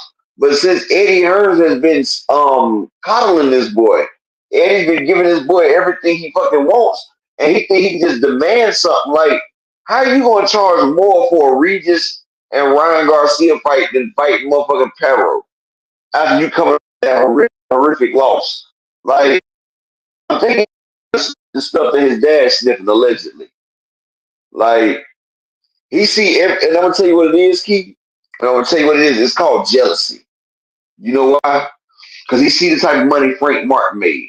He see the type of money Ryan Garcia made. He sees the type of money that Tank Davis made, and he knows he's in there, and he's feeling left out. And then he sees what Shakur is getting per fight, so he don't want. That's the key. He knows Shakur's getting over 3 million a fight. And he feels like he Shakur big homie. Like, I did this before, I got more accomplishments than Shakur, and he's thinking, ain't no way I'm about to take less money than Shakur Stevenson is taking for a fight. Because Eddie was gonna give Shakur 3.5 million to fight nigga that was face down ass up. What's his name? Um Cordina. Upper, You say what? you just gonna be messy. You say what, Key? You say you just want to be No, messy. I'm not. I'm being You honest. want to be messy. I'm talking about he was getting over 3 million to fight Cordina, Key.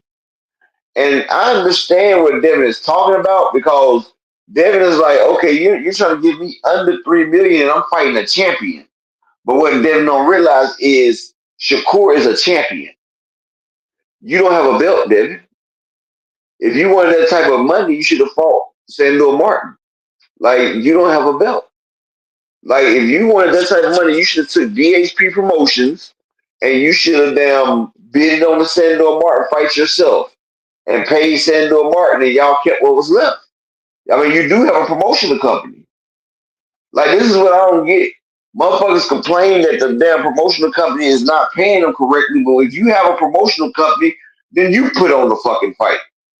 Like, so see if you can do better. Like, that shit's crazy, Key. Like, they have a promotional company. Why are they crying about being underpaid and all this shit when they have the means to put the fight on their damn self? And that's what people stop thinking about and they're not looking at. But the whole reason why he didn't take that payroll money is because Shakur was getting paid more to fight Joe Cordina. But the fact, In your opinion, no, that's why they said it. I got remember the interview, but he was like, they trying to offer me. I used to be undisputed. I'm getting less than 3 million, but other people getting 3 million to fight people that lost.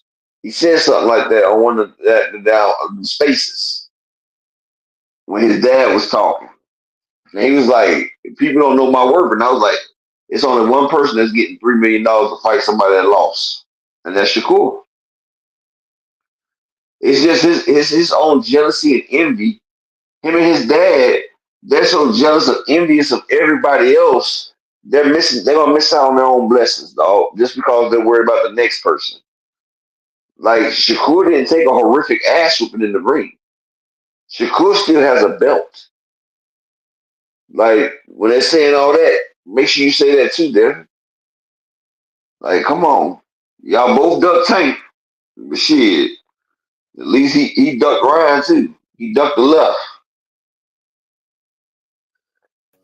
it's looking like that undercard boxing that Eddie spoiled. It might be that maybe he just got so used to getting his way. You know what I'm saying? But I don't know. I don't. Now we have Eddie Hearn speaking out saying that, look, man, you were talking to Turkey and all of us, and you just want too much money. So it looks like the last result upper in chat is BLK Prime that he can go to, which raises the question of how much is he going to get paid for that fight? Not to mention you're fighting in March. You got three back-to-back cards coming up in March, plus the Errol Spence and Fundora. Hopefully we get that fight announcement soon. Shit. Hold on. All right. But PBC also has another card that's going to be allegedly in March because they have to get, or March or April, because they're also going to be getting ready for Canelo in May, which we'll get to in a short period. But you know, So it's like, okay, you're in the middle of all these big fight cards. I mean, let's run it down real quick. Just 3 weeks alone, you got Keyshawn Davis kicking it off. A week later, you got Shakur Stevenson. A week later, you got Tank Davis.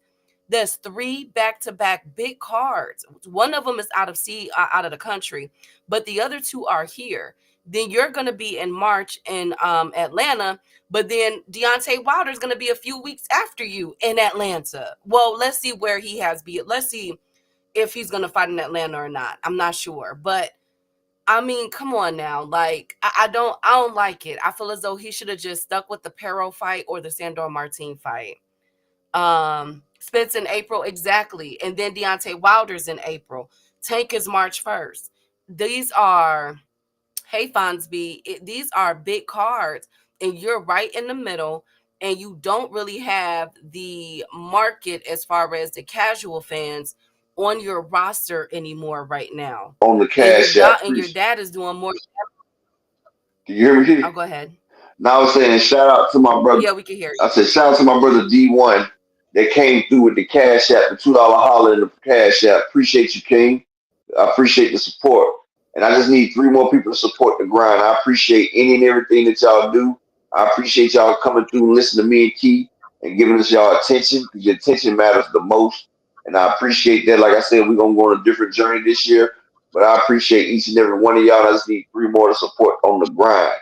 But Key, what I was saying is, like, I don't understand. Like, I think he was scared of Pyro a little bit because Pyro had just beat the boogeyman. But see, Africa went out there and did his thing. See, he could have been in Africa's shoes right now. He could have been, but I think Devin didn't want that Pyro fight because that motherfucking weight.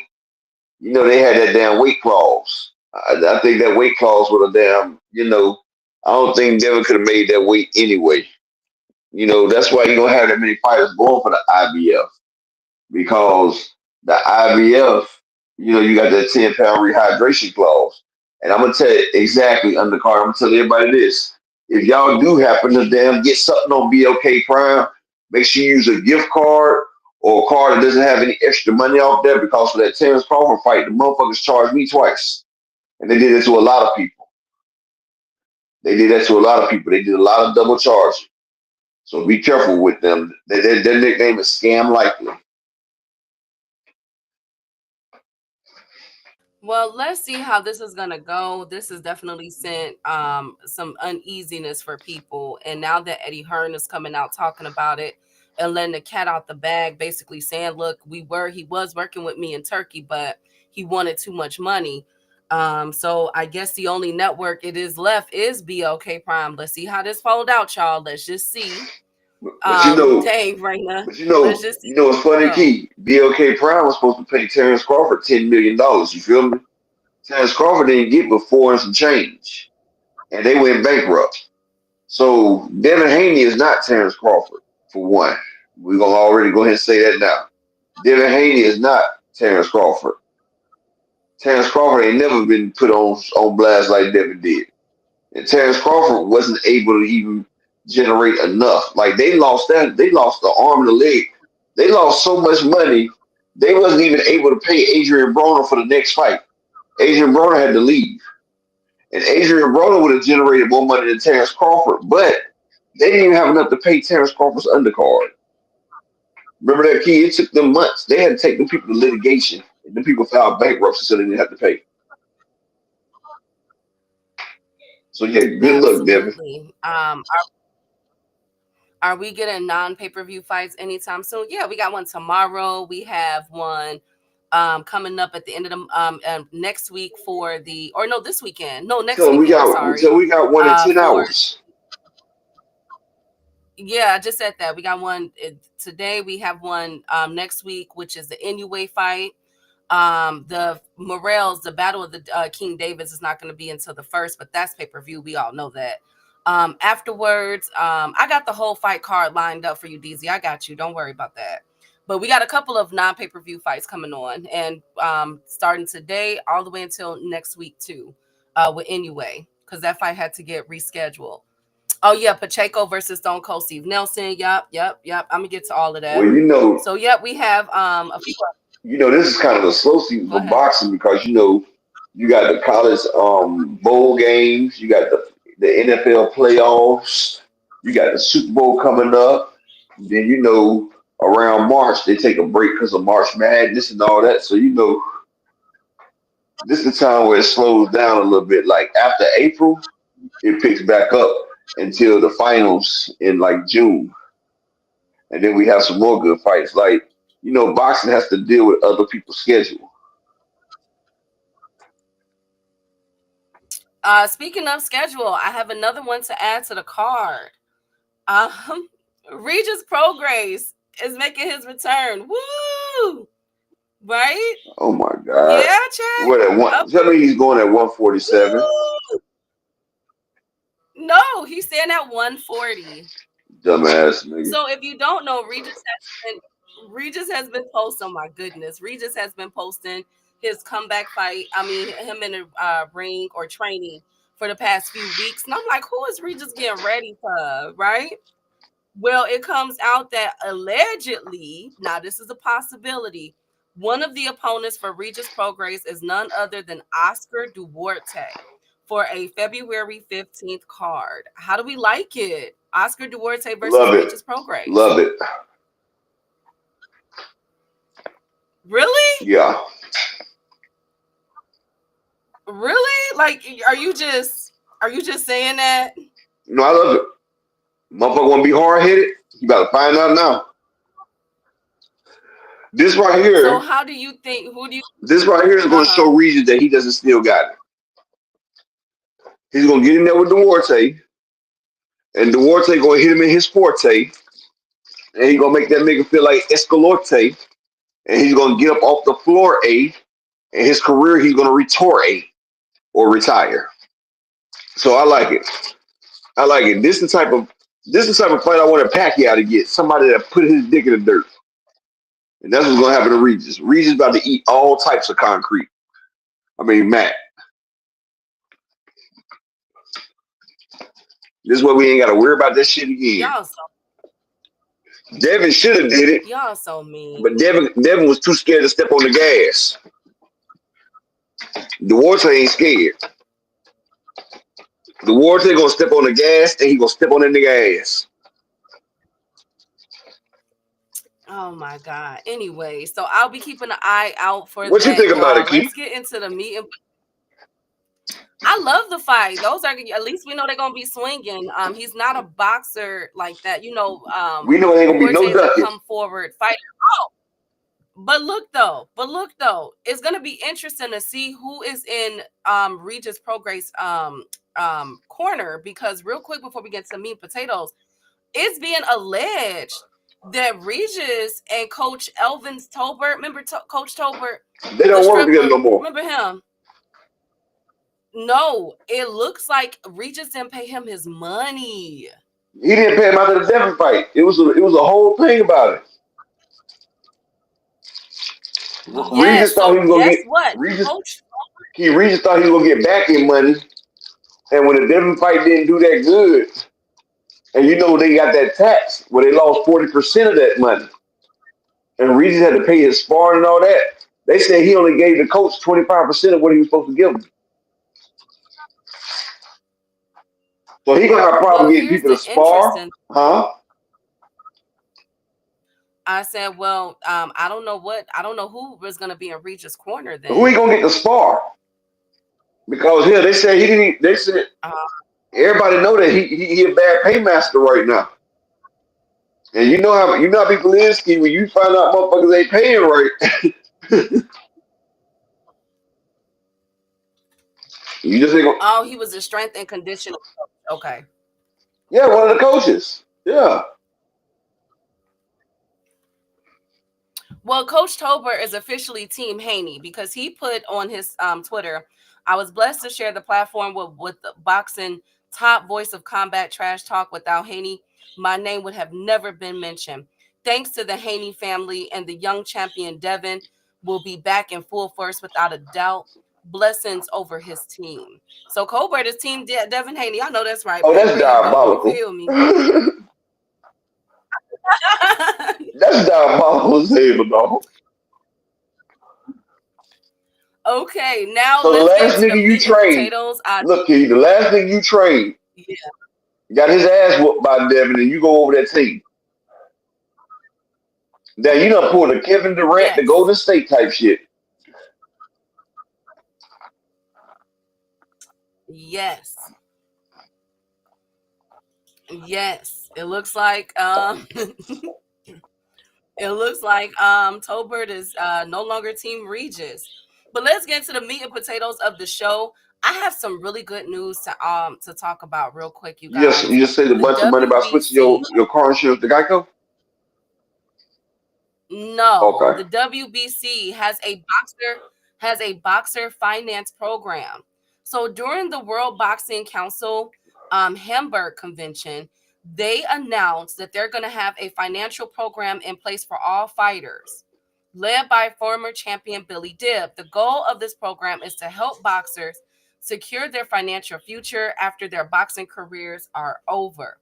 Many boxers face financial difficulties after retirement due to factors like short careers, The program will be designed during this year, and some of the points are addressed are mandatory retirement savings from 2026, financial education, certified products will work. They will work with financial institutions to offer certified financial products.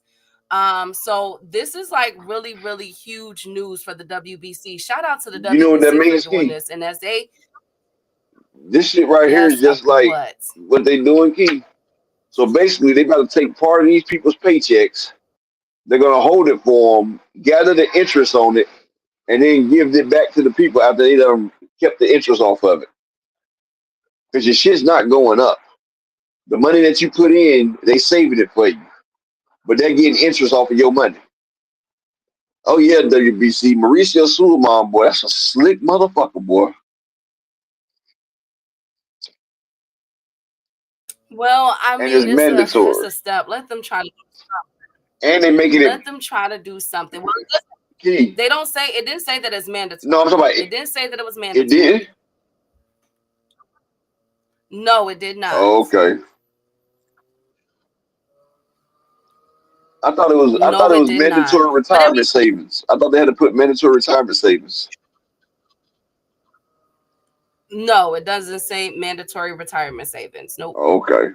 Oh no, that's the it is saying for that's one of the points that are being addressed. It's not fully implemented, but that's one of the points that were addressed was the mandatory retirement savings, financial education, and certified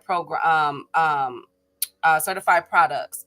So let's see what they do with this. It's not going to be implemented. Looks like it probably won't go do anything until Next year. or come into fruition until 2026. So let's just see. I mean, undercard, is it wrong to have a union in boxing? Maybe they need that. Maybe it's time to start getting some more eyes and looks on boxing and how it's run, because And it, there should have been no reason why I'm having me and others donated to that boxer who just lost his life to cancer. yeah. He didn't have any medical coverage. It's like they don't spend their money correctly. Like, and see, that's the thing with a lot of like, look at that dude Osiris. What's his name? YK. You remember that song? You gotta be me, baby. Like, you are the world. Remember that song right there? YK Osiris. You know, that boy had a No, I damn don't hit. know him. He had all that damn money and everything, and that man flat broke owing all these other people money. He owed Drake 50,000. He owed Lil Baby 10,000. Like that man, because they get that money, they spend it, and they don't realize what an advance is. An advance, you have to pay that back.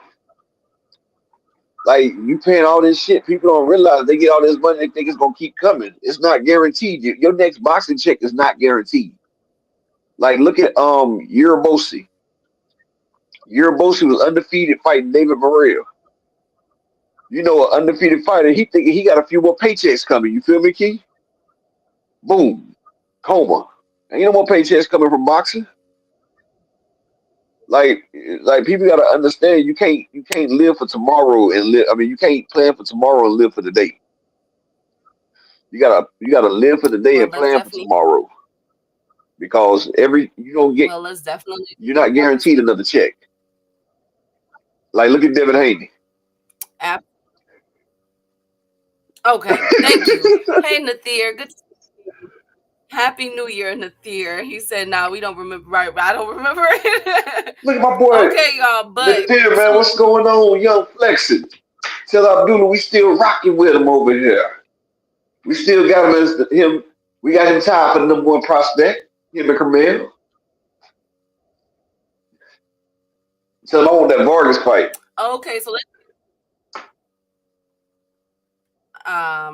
let's. It's okay, Nathir. We know Suleiman Arat. Ooh, okay. Okay, well, I mean, they're the only ones that's doing something like this. So hopefully we can get a better plan in place, so that these fighters can get some type of cushion when they're done with the sport of boxing, so that things are happening. Because I mean, at the end of the day, I can talk myself about these fighters, but I have a great deal of respect for you to get out there every day and risk your life. You know what I'm saying? To a sport that's might not be good to you all the time. All right. So WBC is trying something. Let's see how this go. Next up on the meat and potatoes of the show, Andy Cruz. So as we all know, Andy Cruz has a fight coming up. When does my boy fight? Andy Cruz is fighting in a couple weeks. Hold on, let me pull this up. Andy Cruz, he's actually fighting January 25th. So a week after anyway, we'll be seeing Andy Cruz. Andy Cruz is fighting Omar Salido. That's a good fight. Omar Salido is 20-1. It's a 10-round bout. Now get this, y'all. Y'all ready for this, upper and chat? Y'all ready for this? Yeah. If Andy Cruz win this fight, he's mandatory. He could become Tank Davis mandatory. What? Now, he's number 4 in the WBA. Yes, listen, hold on. He's number 4 in the WBA, right, as it stands. Omar Salido is number 12, okay? And they have the same promoter and all that other stuff. Eddie Hearn. Andy Cruz has Andy Cruz has requested to be the WBA number 1 at the convention should he win January 25th. We already know Kid Austin is going to be vacated because he's about to fight Shakur Stevenson. So the number 1 and the number 2 spot, it will be open for the taking. So if Andy Cruz defeats Omar Salido in 2 weeks, Andy Cruz will be Tank Davis's number 1 mandatory for the WBA. How do we feel? We quiet now. How we like that? Now Andy Cruz is 4-0. Okay. But see, he's been putting on some pretty impressive performances. So what's up, y'all? Actually, I don't really like it though. I like it as a style format. Could we be having a Coach Calvin and Coach Kenny versus Bozy Ennis? Oh my goodness. I don't like it though. Oh my goodness. I really don't like it. Okay, talk to me. Because how many fights does Andy Cruz have? 4, right? Yep, 4 fights. Okay. Tank is going to get killed if he takes that fight. He's going to get fucking killed. Like, they already was on his helmet about the Frank Martin fight.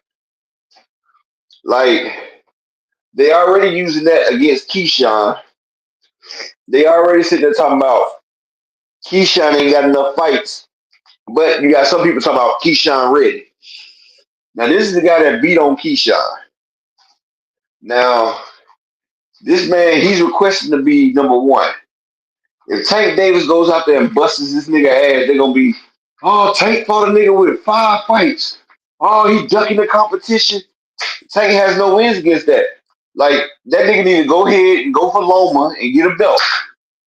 Don't try to start shooting rocks at the damn stars and you ain't bringing that to the table because it ain't shit.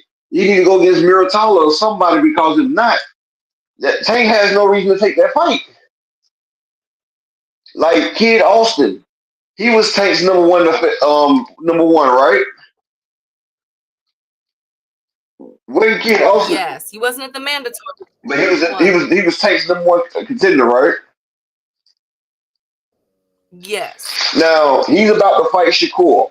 What are they saying about Kid Austin and Shakur? What are they saying? They saying Shakur fighting or what?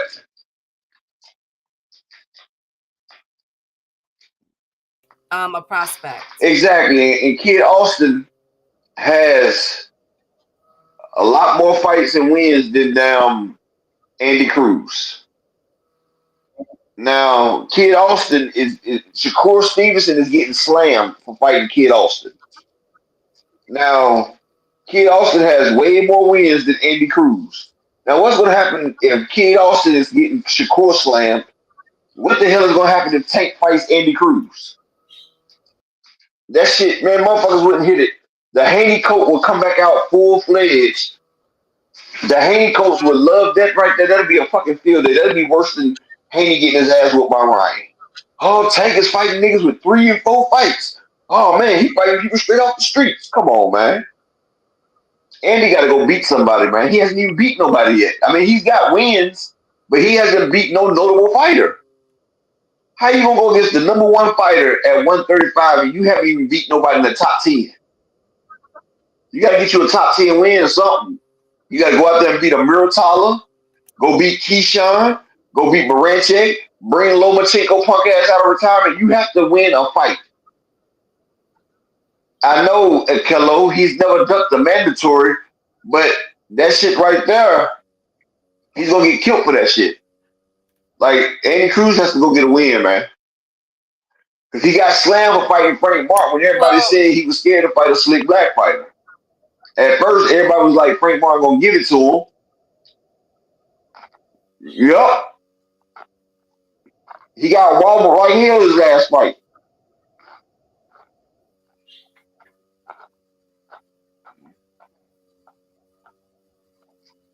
hey Jermaine. Well, here's the thing. So the WBA, as far as the ratings go, as far as the rankings go, here is what we know now. Number 1 and number 2 is not rated. Okay, Andy Cruz is asking for the number 1 spot. Ideally, Edwin De Los Santos is number 3. We know that Edwin got a fight coming up soon. I think he's going to be fighting in March, or I think. So him and Andy Cruz could potentially battle that out. Then we have Maxie Hughes. That's another fight. That is actually a really good fight for me. I like that style. Then we have Zaire Abduliev. Then we have Makayo, Lucas Body, Frank Martin, but Frank Martin is moving up to 140, and more than likely he'll be featured on the Spence undercard. You have other people that we really don't know. Basically, the WBA is pretty much dead. You know what I'm saying, as far as rankings go. But in Lomachenko's IBF, you know what I'm saying? We got to remove Keyshawn, so that'll be done. But we got Raymond Moratalo. We got not Cambosis, not Frank Martin. They're moving up. Dang, you know what? 135 low key is dead though. I'm like looking at these names. And then WBC, Tevin Farmer is number 4 in the WBC. Why won't Tevin go to the WBA? I like Tevin, go to the WBA. I like Tevin versus Tank. But he did not get ranked in there. Tevin Farmer, go to the WBA because everybody else, come on now. Tank versus Maxie Hughes, that's a slaughter. Makayo, slaughter. Edwin De Los Santos. I would love to see that fight though. I've been wanting that fight for a long time. Come on, Sam Noakes, slaughtered. I mean, Joe Cordina, slaughter. I mean, the 135 division low key is kind of dead upper. Like for real. I ain't even gonna hold y'all. All Tank gotta do really is get the unifications going. And if we were to see a Keyshawn versus Tank Davis fight, it won't be anytime soon because we got to see what's going on with ESPN and how they work out their contracts with whatever network they're going to go to. So don't hold your breath for that one. We got to see how that play out. But Shakur, maybe they'll want to do something with Shakur. Baranchek finna get his belt took by Keyshawn. But I've been watching Baranchek fights. I watched him on, what was that? Did I watch it on Saturday or Friday? One of the 2 days I watched his fights. That's an interesting style matchup, upper Keyshawn versus Baranchek. Somebody said Tevin fighting Devin. I don't think that would be wise for Tevin Farmer to go up to 140 and fight Devin Haney if he's been calling out for the Zepeda rematch and saying that he wants a belt and he's already in the top 10 and 135, even off of the 2 back-to-back losses that he clearly won. I don't know if that's wise for him to do. I ain't even finna hold y'all. I think, that's a good fight, but a kilo, I don't know about that one. That'd be dumb as hell because I don't think Devin Haney would fight Tevin Farmer anyway. I really don't. I don't think Devin Haney will fight Tevin Farmer. And shout out to my guy, Animalistic Savant, in the Cash App with the $5 holler, man. Appreciate you, King. Hey, look, I just need 2 more people to support the grind for the day. Can I get 2 people in either the Cash App or the PayPal? I just need 2 more people to support the grind, please, family. I appreciate you. But yeah, he is Tevin. Kello, he is coming off of back-to-back losses, but he's still up there ranked. And he has the opportunity to get up in that fight with Shakur Stevenson. I He would like to top see Kevin 5 versus. in the WBC. That would be stupid for him to I lose would his like to see position. Kevin versus Shakur. Really, that would be a great fight. That's an excellent fight. I don't think that'd be wise. He already, excuse me, he's number 4 in the WBC, Tevin Farmer. Why won't, Tevin got that new style now. I think he, That new hurting people style. I don't know how he got it, but I do wonder. you know what? We're not doing this today. Anyways, y'all getting on my nerves. Anyway, speaking of Tank Davis, so that's where it is. Tank Davis, the vacant is number 1, number 2. And the fight in 2 weeks, Andy Cruz has petitioned the WBA to be Tank Davis's mandatory. So we'll keep our eye on that. That's right around the corner. Let's see how this go, y'all. We could have a new Mando in the rankings, Andy Cruz. But think about it though. Andy got a huge following in Cuba.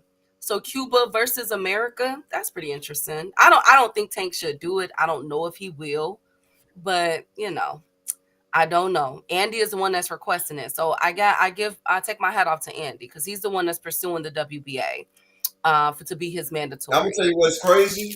With his It's funny.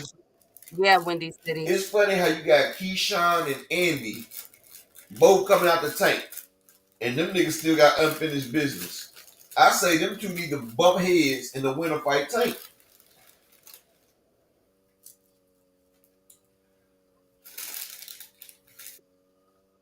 Absolutely.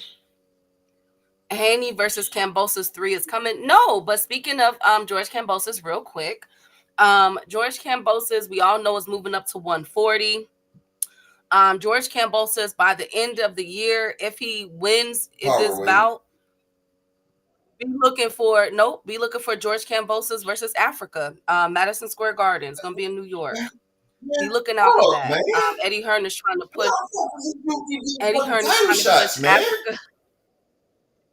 Africa. Eddie Hearn is trying to push his fighter. Now we can't be mad because they all do it upper. Top ranked PBC, they always gonna put their boys in place. And George Kambosos has been good to Eddie now. He's been good to him. George Kambosos with Bob Arum. No, George Kambosos is with Matchroom. I thought he signed over to Matchroom. He must have just now did because his last fight versus Lomachenko, he was part of Top Rank.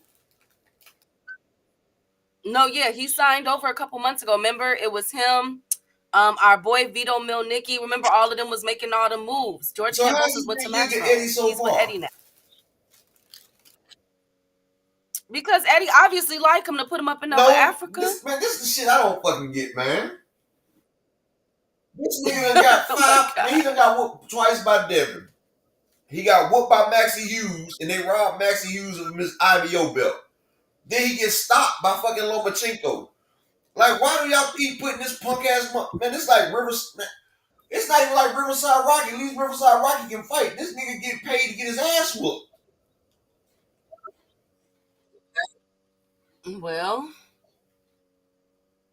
Well, that they like him, obviously.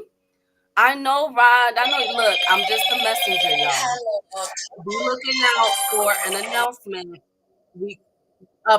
We could be seeing Kambosos versus Africa, possibly in March, possibly in New York City. Okay, so don't beat me up, y'all. I know I don't like it either. I think Africa could do way better, but maybe it's the Australian connection. Because isn't Eddie Hearn from Australia? Y'all let me know.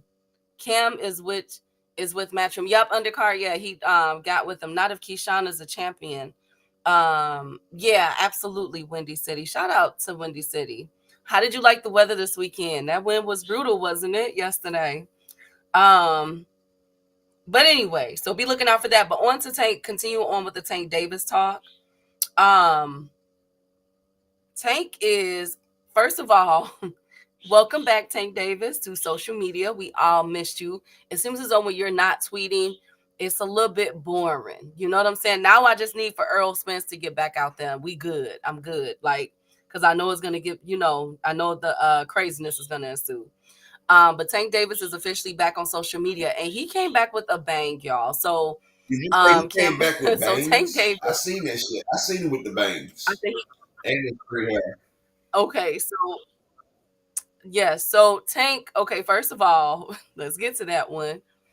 Um, Tank Davis had a blowout to get his hair done. As soon as I seen the picture, I was like, oh, he's getting his hair braided. Then the video comes out of the girl braiding his hair.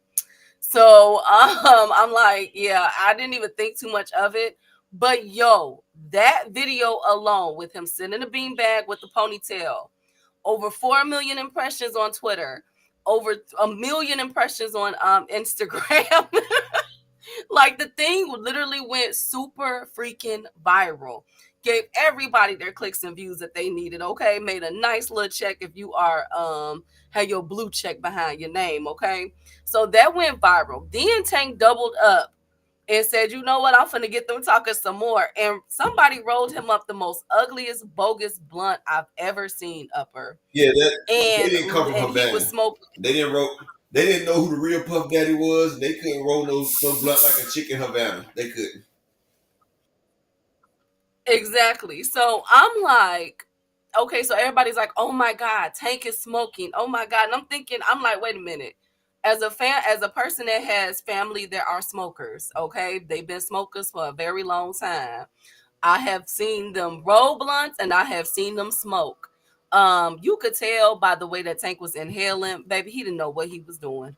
I looked at that man and seen it all in his face. I'm like, this is it looked very awkward. He looked very uncomfortable.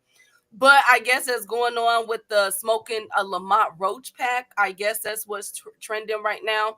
He's smoking a Roach pack and everything. So I'm like, okay, what is all these tactics that he's doing? You know what I'm saying? Now that he's back on social media and everything. So I went to the tickets. I went to the tickets to see, okay, is this working? Now, remember when he canceled his fight and he said the fight is canceled. And my theory was that he was talking about Loma, not Roach. The fight has sold over like 500 tickets. Like it went like crazy numbers. Well, this time, you guys, from the amount that I gave you guys last time, I think I was at 39 or almost 4,000 tickets still available. We are now at 3,600.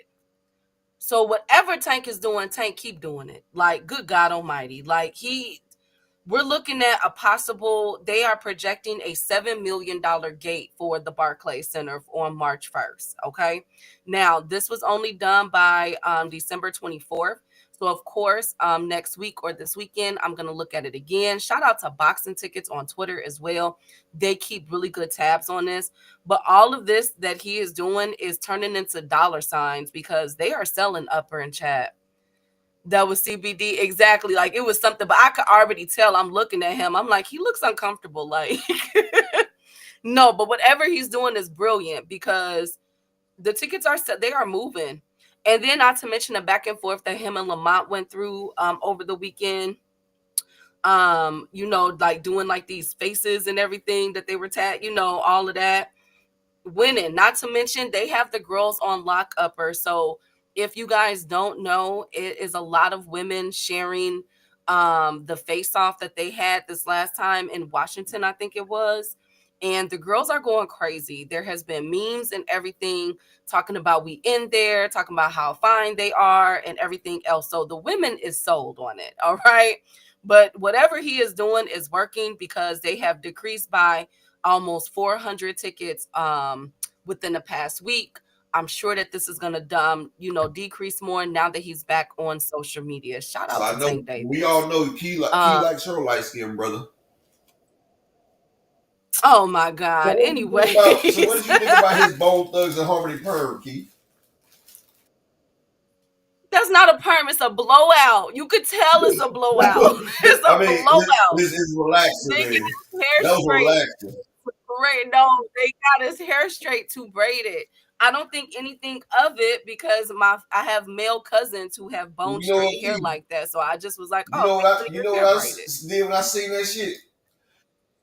I said, What boom, did you boom, say? boom, boom, boom, boom. Tell me what you gonna do? It ain't nowhere to run. With just, I said, he about to send Lamont Roach to the crossroads. You won't be lonely.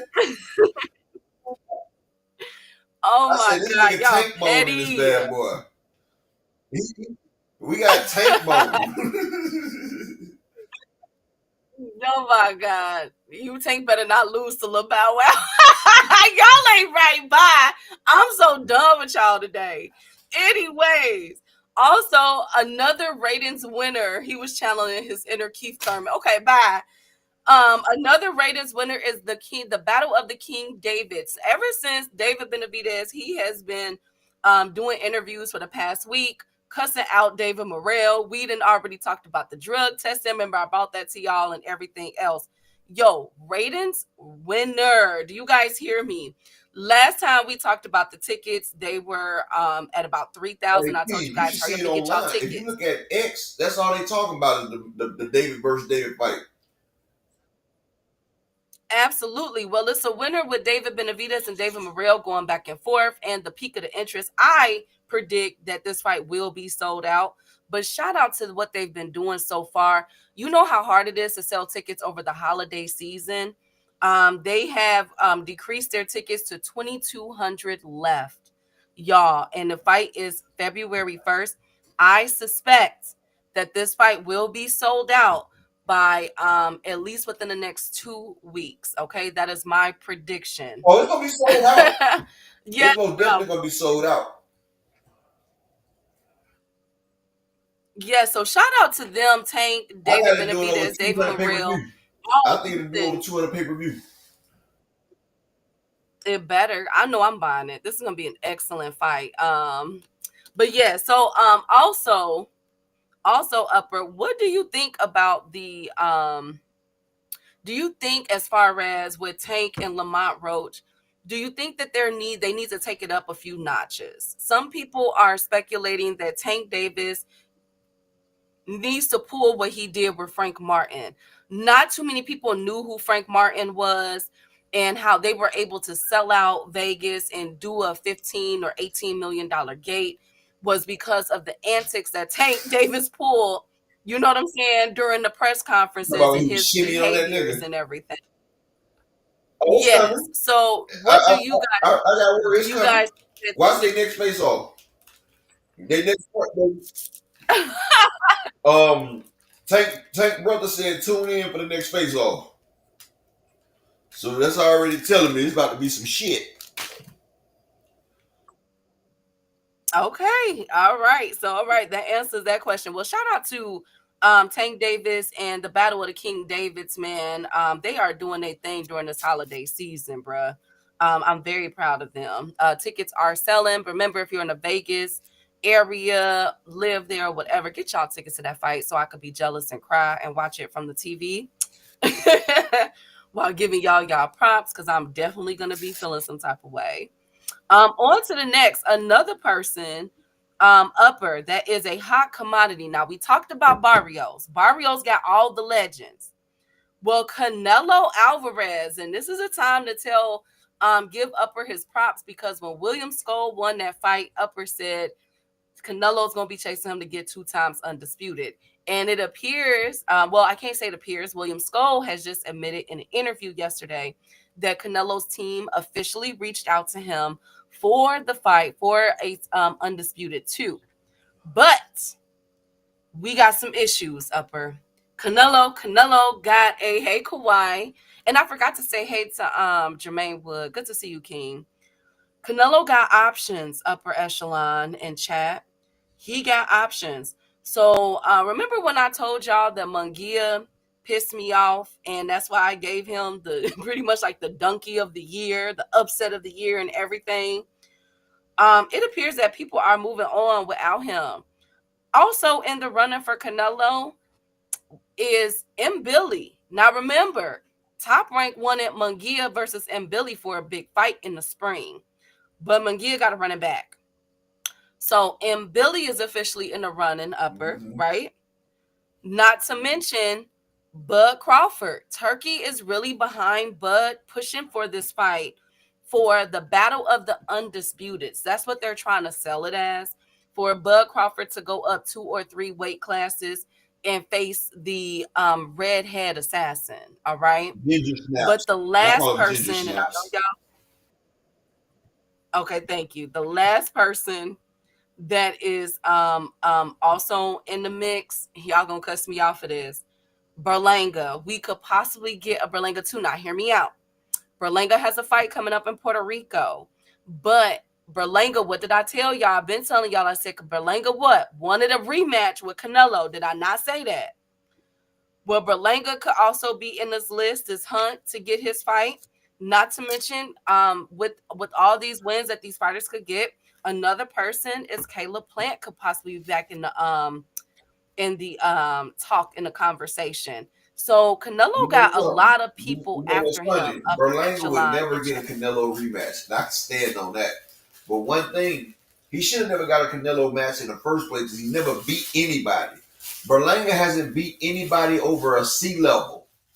And the one time he fought somebody that was B level, he got the dude whooped his ass. And he started biting on the nigga. So Berlanga didn't deserve a Canelo 1. He deserved Canelo less than average individual. Ain't nobody gonna watch that nigga try to get another damn payday. Nigga, fight some damn body, nigga. You ain't fought nobody your whole fucking career. Canelo the only person you can say that you actually fought. Like, nigga, I'd be glad when he get in there with somebody that, nigga, fight. Matter of fact, fight Olazade Iglesias. Nigga, fight him.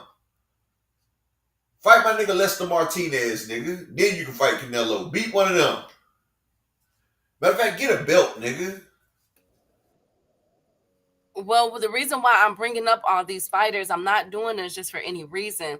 The thing is that although Canelo's team did contact William Scull, Scull is not in the run. Like he's probably like a third option. I'm hearing whispers that Canelo, like, yeah, you know what I'm saying? Like, yeah, I get him, but you know what I'm saying? Like he got his eye on a couple of other people too. So I'm like, that's why I threw Berlanga out there, because if Berlanga beat up, what's that dude name that y'all made fun of me that I'm happy to see back? What's his name upper that Berlanga's fighting? Gosh, Riverside in Puerto Rocky, Rico. man. Yeah, so if he wins this fight, be looking to hear Berlanga's name and be looking for Berlanga to be out there even more than what we've seen him calling for another Canelo But fight. look, I'm just putting it if out people there. ask for that shit, boxing will shut the fuck down. Canelo, he's fighting damn Gabe Estrada. He fighting damn motherfucking Riverside Rocky. Berlanga has not fought nobody his whole entire career. Now he's fighting a man with over 15 fucking losses. That doesn't get you a Canelo fight. Fuck you, Berlanga. Fight somebody with a winning fucking record, dog. Like, I will go out there and storm down and shit. I go pop that nigga, dog. I swear to God, if they try to give him another fucking Canelo fight, I would damn motherfucking Jose Benavidez this nigga, dog. Like, nigga, I'm dead fucking serious, dog. You're not gonna keep disrespecting the sport. Sit your nigga. I'll fight that nigga. Oh my nigga, God, I'll train for no. 3 months to fight fucking Berlanga and knock that nigga the fuck out on my kids, dog. That nigga's that fucking trash. Okay, so what about I'd rather see him Mbili? get knocked the fuck out. I know at least Canelo will knock him out. Okay, so Mbili is a good one. Okay, shoot, it's slim picking. So let's go down the roster. Y'all already know Kiki's special. So William Scull was the IBF. Canelo is WBA, WBC, Gabe Rosado. I WBO. said fucking Estrada. I'm tripping. That nigga got me mad. We have Mbili. We got Lester Martinez. Have that nigga beat one of them first. Like I'm gonna tell you like this. This nigga got the worst resume out of anybody that Canelo has fought. He does. Matter of fact, and y'all hit the cash app, man. I need 2 more people to support the grind for the new year, baby. Hit the cash app or the PayPal, man. Support the grind. Support the grind. Let me read this shit out to you right here, Key. I'm about to read this nigga's red. Matter of fact, I should pull it up. Fuck that. Go ahead and talk about it. Hey, Cash Crypto. Huh? I was saying, hey to Cash Crypto. Happy New Year. My man Cash Crip. Salute, King.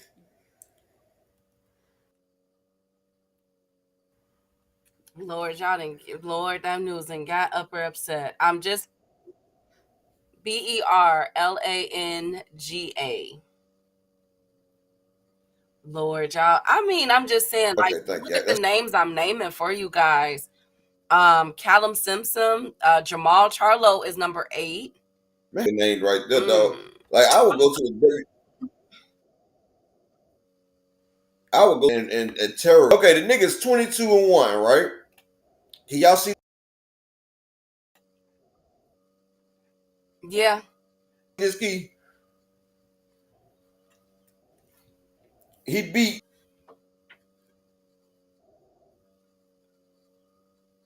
Padraig McCory, right?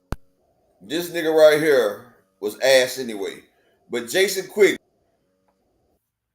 Angulo, he got the win on Angulo, but Angulo was really no way. Angulo was Steve Rose. He lost this fight to Steve Rose, who's 21-1. Steve Rose beat his ass, but Steve Rose beat that nigga ass, Upper, dog. you're going out again. 32. That nigga was on that nigga ass. Demond Nichols, Uliera, like all these people he fighting are nobodies. Linnell Bellows, Eric Moon. You don't know none of these people on here. Cesar Nunez, Gregory Trinell, Gregory Vavoy, fucking people. Samir Dos Santos Barbarossa. Don't know him. Jamie Barbosa, don't know him. Cover with Lawrence Fishburne. And that was Anton Gallegos. Upper echelon. Not Enrique you are Gallegos. going in and out. I said the only Gallegos I know is from deep cover. Can you hear me now, Key? We get it, Upper. Yes, we get it. You don't want the fight. I said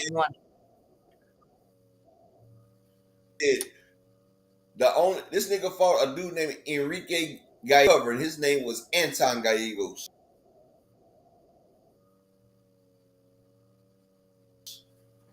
Like this nigga a fraud. Well, dog.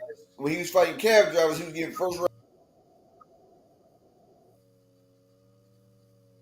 round knockouts. As soon as they start putting motherfucking seat, that shit. Upper, go in and come back out, because we can't hear you. You can't make this shit up. But speaking of, so those are the options. Of course, we don't want Berlanga.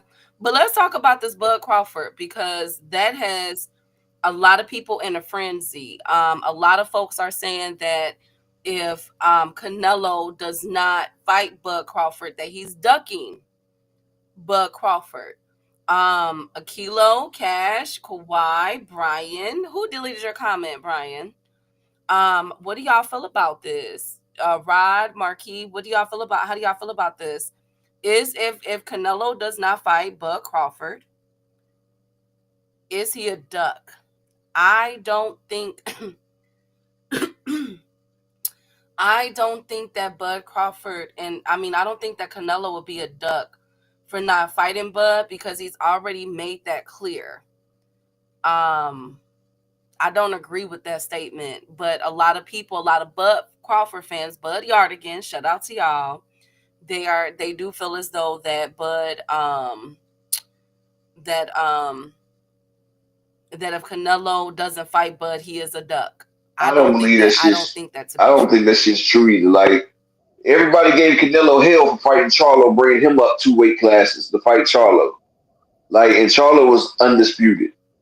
Like everybody gave that nigga hell for doing that. Bud was undisputed at a lower weight than Charlo was. For one. But two, all Bud wants is a paycheck. So if I was Canelo, I would give that nigga a flat fee. I would give him a flat fucking fee. But nigga, I feel like this. If you want Bud to fight Canelo, then have Bud fight fucking Berlanga then. Because Bud wants to jump up to 2 fucking weight classes. Let's see Bud fight somebody at that weight class. That shit reminds me of motherfucking Francis Ngannou getting to come to boxing and fight the fucking champions, knowing that he couldn't even beat nobody in the fucking top 10 at that weight class. And I don't think Bud could beat Lester Martinez. I know he can't beat Odyssey Iglesias. He get knocked the fuck out. He can't beat Morrell or Benavidez. So he want to come up there with a fucking gimmick fight against the champion, the undisputed champion, Canelo Alvarez. Nigga, fight somebody in the top 10 at 168 before you come for the champ, nigga. Like, let him fight Caleb Plant. Matter of fact, but like I said, you can let him fight Edward Berlanga, and I think Berlanga knocks Bud the fuck out. I'm telling you, I think Berlanga, if he lands a shot on Bud, he knocks Bud the fuck out. And I can't stand that punk motherfucker.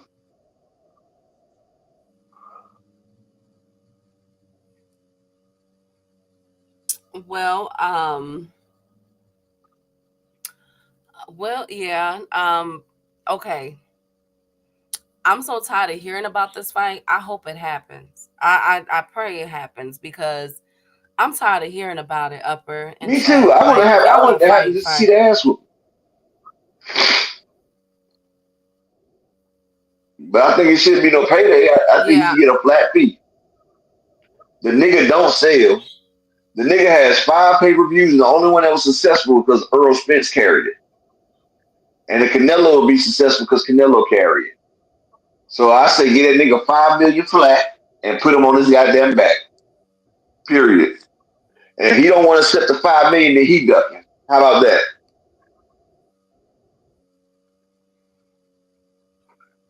yeah, that's I don't you don't carry the way. I mean, that's just where I'm at with it. Like, if y'all gonna fight. Now, I told y'all who in them rankings. Wick for Canelo. He got 3 of them. Right? So, I mean, he got options. I'm wondering why I don't see Caleb Plant name. That's what's irritating me. This Caleb just got knocked the fuck. I'd He just rather got see beat up. no Caleb Plant beat up McCumbee. Yeah, He beat the yeah, he he beat stopped him. He Sherman beat the brakes McCulley, off but the the dude. fight before that, he just got beat up. He just got a vicious ass whooping. Well, let's see how this goes. From my understanding, Canelo is in play for a lot of people. As far as fights coming up for You know what's May crazy, and Keith? September, he's trying to lock. Back in the day when a Yes. motherfucker lost a fight, they dropped down some spots, and then they had to beat somebody worth something to move back up to fight the champion again. It's like the same motherfuckers that's sitting around at the top spot ain't got to fight nobody, keep wanting damn champion matches. Like, I don't want to see no motherfucking damn George Kambosos for another championship. I don't want to see Berlanga for no championship unless he fights some fucking body. This shit is getting crazy. Making me damn lose interest in the sport of boxing. I'm about to go back to watching amateur boxing after a while, man. They running people away from the fucking sport with this dumbass bureaucracy. And like I said, I just need 2 more people to support the grind for the day. It's a new year. Can we get 2 more people? And peace and blessings to everybody out there, but I'm tired of this shit. Bunch of bullshit out here. Well, one thing that we know, 2 things for certain, we will be finding out Canelo's next opponent probably in March at the end of February. Let's see who he decides to They're gonna fight. fight in May. He got several options. They're gonna fight in May. Yeah. Let's see. He has several options. So let's see what's going to go on with Canelo. Not to mention we got Tank and his deals coming up. Tank fights in March. Probably be back in the summertime, around June, July-ish. So let's see how this goes. You know something, Keith? We're not gonna get before it's over with for Canelo. Like, for the rest of his career, he's not gonna fight nobody we want to see him fight the rest of his career, Keith. He's just gonna ride off into the sunset. So I'm at this point now where I'm done talking about Canelo, really, because I just thought about it. He's at this place now where he feel like he's the boxing god, and he doesn't have to fight nobody. So I think he's gonna try to pull a Floyd fighting what's your boy name? Conor McGregor and motherfucking what's the black nigga name? Jake Paul. Huh? Ooh, Jake Paul or KSI? Not a black dude Floyd finished his career with. bald headed black nigga. I forgot his damn name. You know what I'm talking about? Ugly ass bald headed black nigga look like an alien. What's his He ain't got name? no power. Where have he been? I wonder where he been at. Y'all know his name. He was arguing with somebody on fucking line the other day. Yeah, what was that last nigga that Floyd fought, man? The black nigga. Come on, Chad. I know y'all remember that dude. What the fuck was his name? You're not talking about Yeah, Berto. Berto. Andre Berto. No, Berto didn't he just lose last year? I'm talking about. Did Berto just lose? Let me look that up. I think Berto was fighting fist fighting. Yeah, he fought Robert Guerrero. He lost Yeah, in they had 2023. the He lost old timers fight. unanimous. Yeah. Yeah. So he ain't coming back. He better not. He better not come back. I ain't say he was Let it coming back. go. I Let it said go. I rather. Canelo is about to pull a Floyd. You know, Floyd's last few fights was easy, like Berto and motherfucking Conor McGregor. And you know, that's why I said Canelo, his last few fights about to be easy as shit. He ain't about to challenge himself.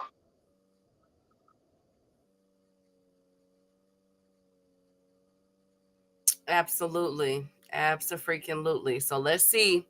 Um, but anyways, I am excited to see Jai Opataya return in several hours. Hey, I might take David It's Nakia. David Nakia is a fucking monster. right. It's a really good fight, Upper. So if you guys don't know, tonight in Australia, well, really it's tomorrow already there, I think. Jai Opataya makes his return where he defends his IBF World Cruiserweight title against David Nakia. All right. Jai Opataya is 26-0. David Nakia is 10-0. This is a really good fight. We got several. It's oh my god, Upper. It's 1, 2, 3, 4, 5, 6, 7, 8, 9, 10 fights. Lord Jesus. Lord. Oh God. Okay, so but I like this. I like Justice Honey. He's Hanai. He's fighting. He's 11-0 with 6 KOs. Nice prospect. He's doing a 10-round fight against Sean Potagiri, who is 10-1. Yo, these some decent cards though. Like I like Justice. And then you got Tyler Taylor versus Shauna Brown. Then you got Max McIntyre versus Abdul Salim Saman. Be quiet, chat, because I'm not looking at the chat. I'm reading the names. Max McIntyre is 6-0. Abdul Salim is 8-1. That is for super middleweights. Then you have Ben Mahoney. I know Ben Mahoney. He's 14-0 with 1 draw. He's the one with that funny mustache. I like that. Like Ben makes that mustache. He needs to let it go. Like, please just cut it, bruh. But Ben Mahoney is fighting Fan Zhang, who is 8-2-1. Okay, and that's for the IBF Pan Pacific Super Welterweight vacant title. And then you got Tony Ingram, who is 6-0 versus Zhao, who is 8-2-1. And then you got Tara Mona, who is 5-0. Upper Be Quiet versus Odabo, who is 11-1-1. Yeah. Yeah. Okay, so there I look at. I heard that fight is like it. Yes, it is. Do y'all like the card? I know, I get it. Some of you guys have not. I've heard of like 3. I know Jai, I know Justice, and I know Ben. I know Ben Mahoney. I know Shauna Brown. She's decent. She just started. She's 4-0. She's out of Ireland. So I know her. And she's taking on Taylor, who's 6-0. That's actually gonna be a really good fight. I'm gonna watch that. So are we excited? Woo! Upper? Yeah. Are we Not really. excited? It's okay, so it's in Australia, and we're gonna see the heavy hitter Jai Opataya, who some would argue retired Breedis and is in their last two You say showdowns. Who's Breeders 26 almost and retired that nigga too. yeah, absolutely. But Jai Opataya did knock out Jake Massey in the 6th round, knocked him out where the corner threw in the towel. They said, hell no, nah, we're not going to keep going through this with you today. And David Nakia, up and coming, really good Yeah. boxer. I like him at cruiser. He's 10-0 with 9 KOs. Now, this dude is coming off of a 1, 2, 3, 4, 5, 6, 7 KO streak, y'all. Damn. I might have to put some money on the upset upper. But okay, let's look at his resume. He fought Robert Bridge, Michael Seats. Okay, he knocked out Michael Seats. Did we see that fight? That was back in May. He knocked out Michael That's the one he was Seats. talking about when he was going against Michael Sykes. He was going against Michael Sykes, and we betted on him to knock out Michael Sykes because Michael Sykes had a better record than him. But remember, I told you David Nakia. We sat there and was talking about it, and we took David Nakia because I told you that young rookie was something special, and he knocked out Sykes' ass. He fought Tommy Karpinski, who was 31-8 and 1 draw. He knocked him out in the 3rd. Well, they called it off in the 3rd. I got Jai Opataya, but I gotta look at David Nakia footwork. I got a feeling that this is gonna come down to footwork and counters. Say bye to Jai. Okay, you know what? Shoot, upper. All I'm gonna say is if you're gonna bet, you know what I'm saying? Put some money on Jai. I mean, put some money on both, I guess. I don't know. This is a tough one. This is a hard one. Do you think it's gonna be a stoppage? Somebody gonna get stopped? Jai Isaka Yep. gonna be out of pocket. Okay, thank you. I didn't say No, all things said it. that. Yeah, I think it's gonna be something serious going down though. Upper, if you're saying something, we cannot hear you.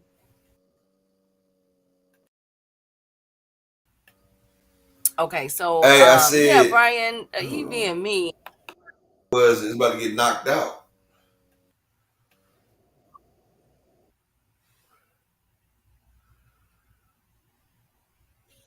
Who's gonna get knocked out? Who do you think is gonna get stopped? Who do y'all have? All things got Nakia.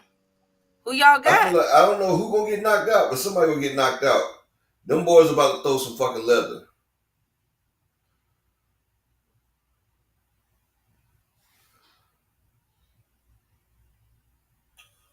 I just know it's gonna be special, Key. It's gonna be special. This is gonna be a really good fight. I think I'm gonna I stay up am. for this one. I want to see the girls. I want to see the girls fight. I like what's her name? She's a good fighter. Shauna, she's decent from what I've been seeing so far. She's only 4-0.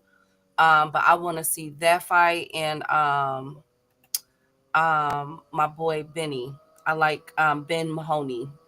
His mustache is hilarious and Justice. Those are I'm gonna stay up and watch this fight. I'm gonna stay up and watch it.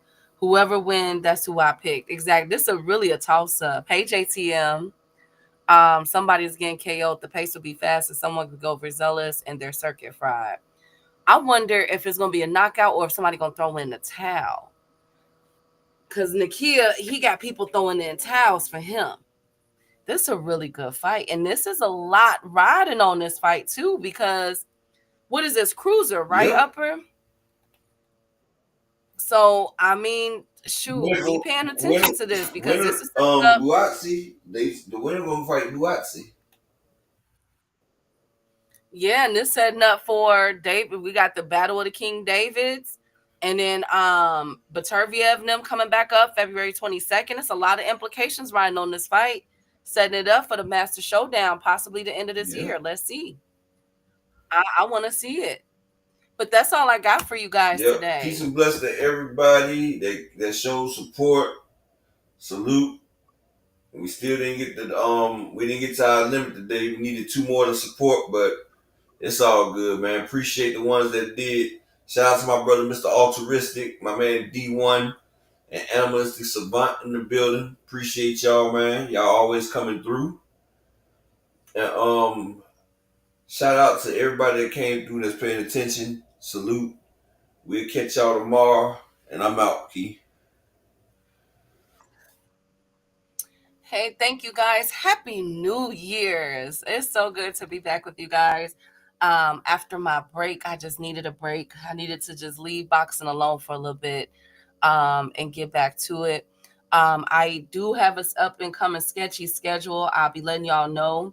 So I got a lot of conferences coming up for the new year. But of course, I'll have something put together for y'all. Don't even trip. Y'all know I'm gonna have something put together for y'all. But other than that, thank you guys for joining us today. I missed y'all so much.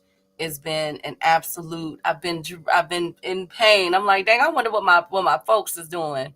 Hey, Big Block, good to see you, King. Thank you, all things. Rob Walker, Brian, the king of the chat.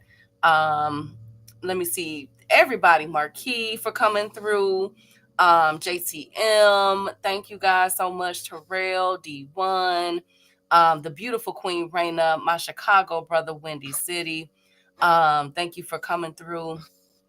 Shout out if I missed you, my apologies. Jermaine was in the building today.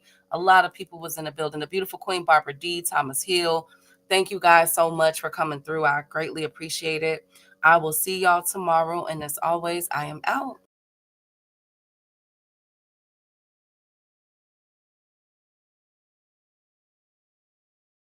Got it for 'em. They want that smoke, bitch, I got it for 'em. They want that smoke, you know I blow it. They call me Sunny Monster for a reason. I'm really dripping, leave a nigga bleeding. I get the squeeze and leave a nigga. They want that smoke, bitch, I got it for 'em. They want that smoke, bitch, I got it for 'em. They want that smoke, you know I blow it. They call me Sunny Monster for a reason. I'm really dripping, leave a nigga bleeding. I get the squeeze and leave a nigga bleeding. Raw Molly got me all up in demon mode. Mouth moving like I done put clean in my nose. Trying to catch me up, I can leave with some hoes. He standing straight up, watch I make him lean with this pole. Would've thought he was closed, how that heat made him fold. Thought it was a game, he won't think no more. His brain's gone, nigga. It be exciting when I get the strike. And guns sound like thunder, hit you like lightning. Fight for your life, we don't do no fighting. We really hit it, nigga. We worse than savage, they calling us Vikings. Police be riding, we still be sliding. Told you we hit us, remember the time. They want that smoke, bitch, I got it for 'em. They want that smoke, bitch, I got it for 'em. They want that smoke, you know I blow it. They call me Sunny Monster for a reason. I'm really tripping, leave a nigga bleeding. I get the squeeze and leave a nigga bleeding. They want that smoke, bitch, I got it for 'em. They want that smoke, bitch, I got it for 'em. They want that smoke, you know I blow it. They call me Sunny Monster for a reason. I'm really tripping, leave a nigga bleeding. I get the squeeze and leave a nigga bleeding.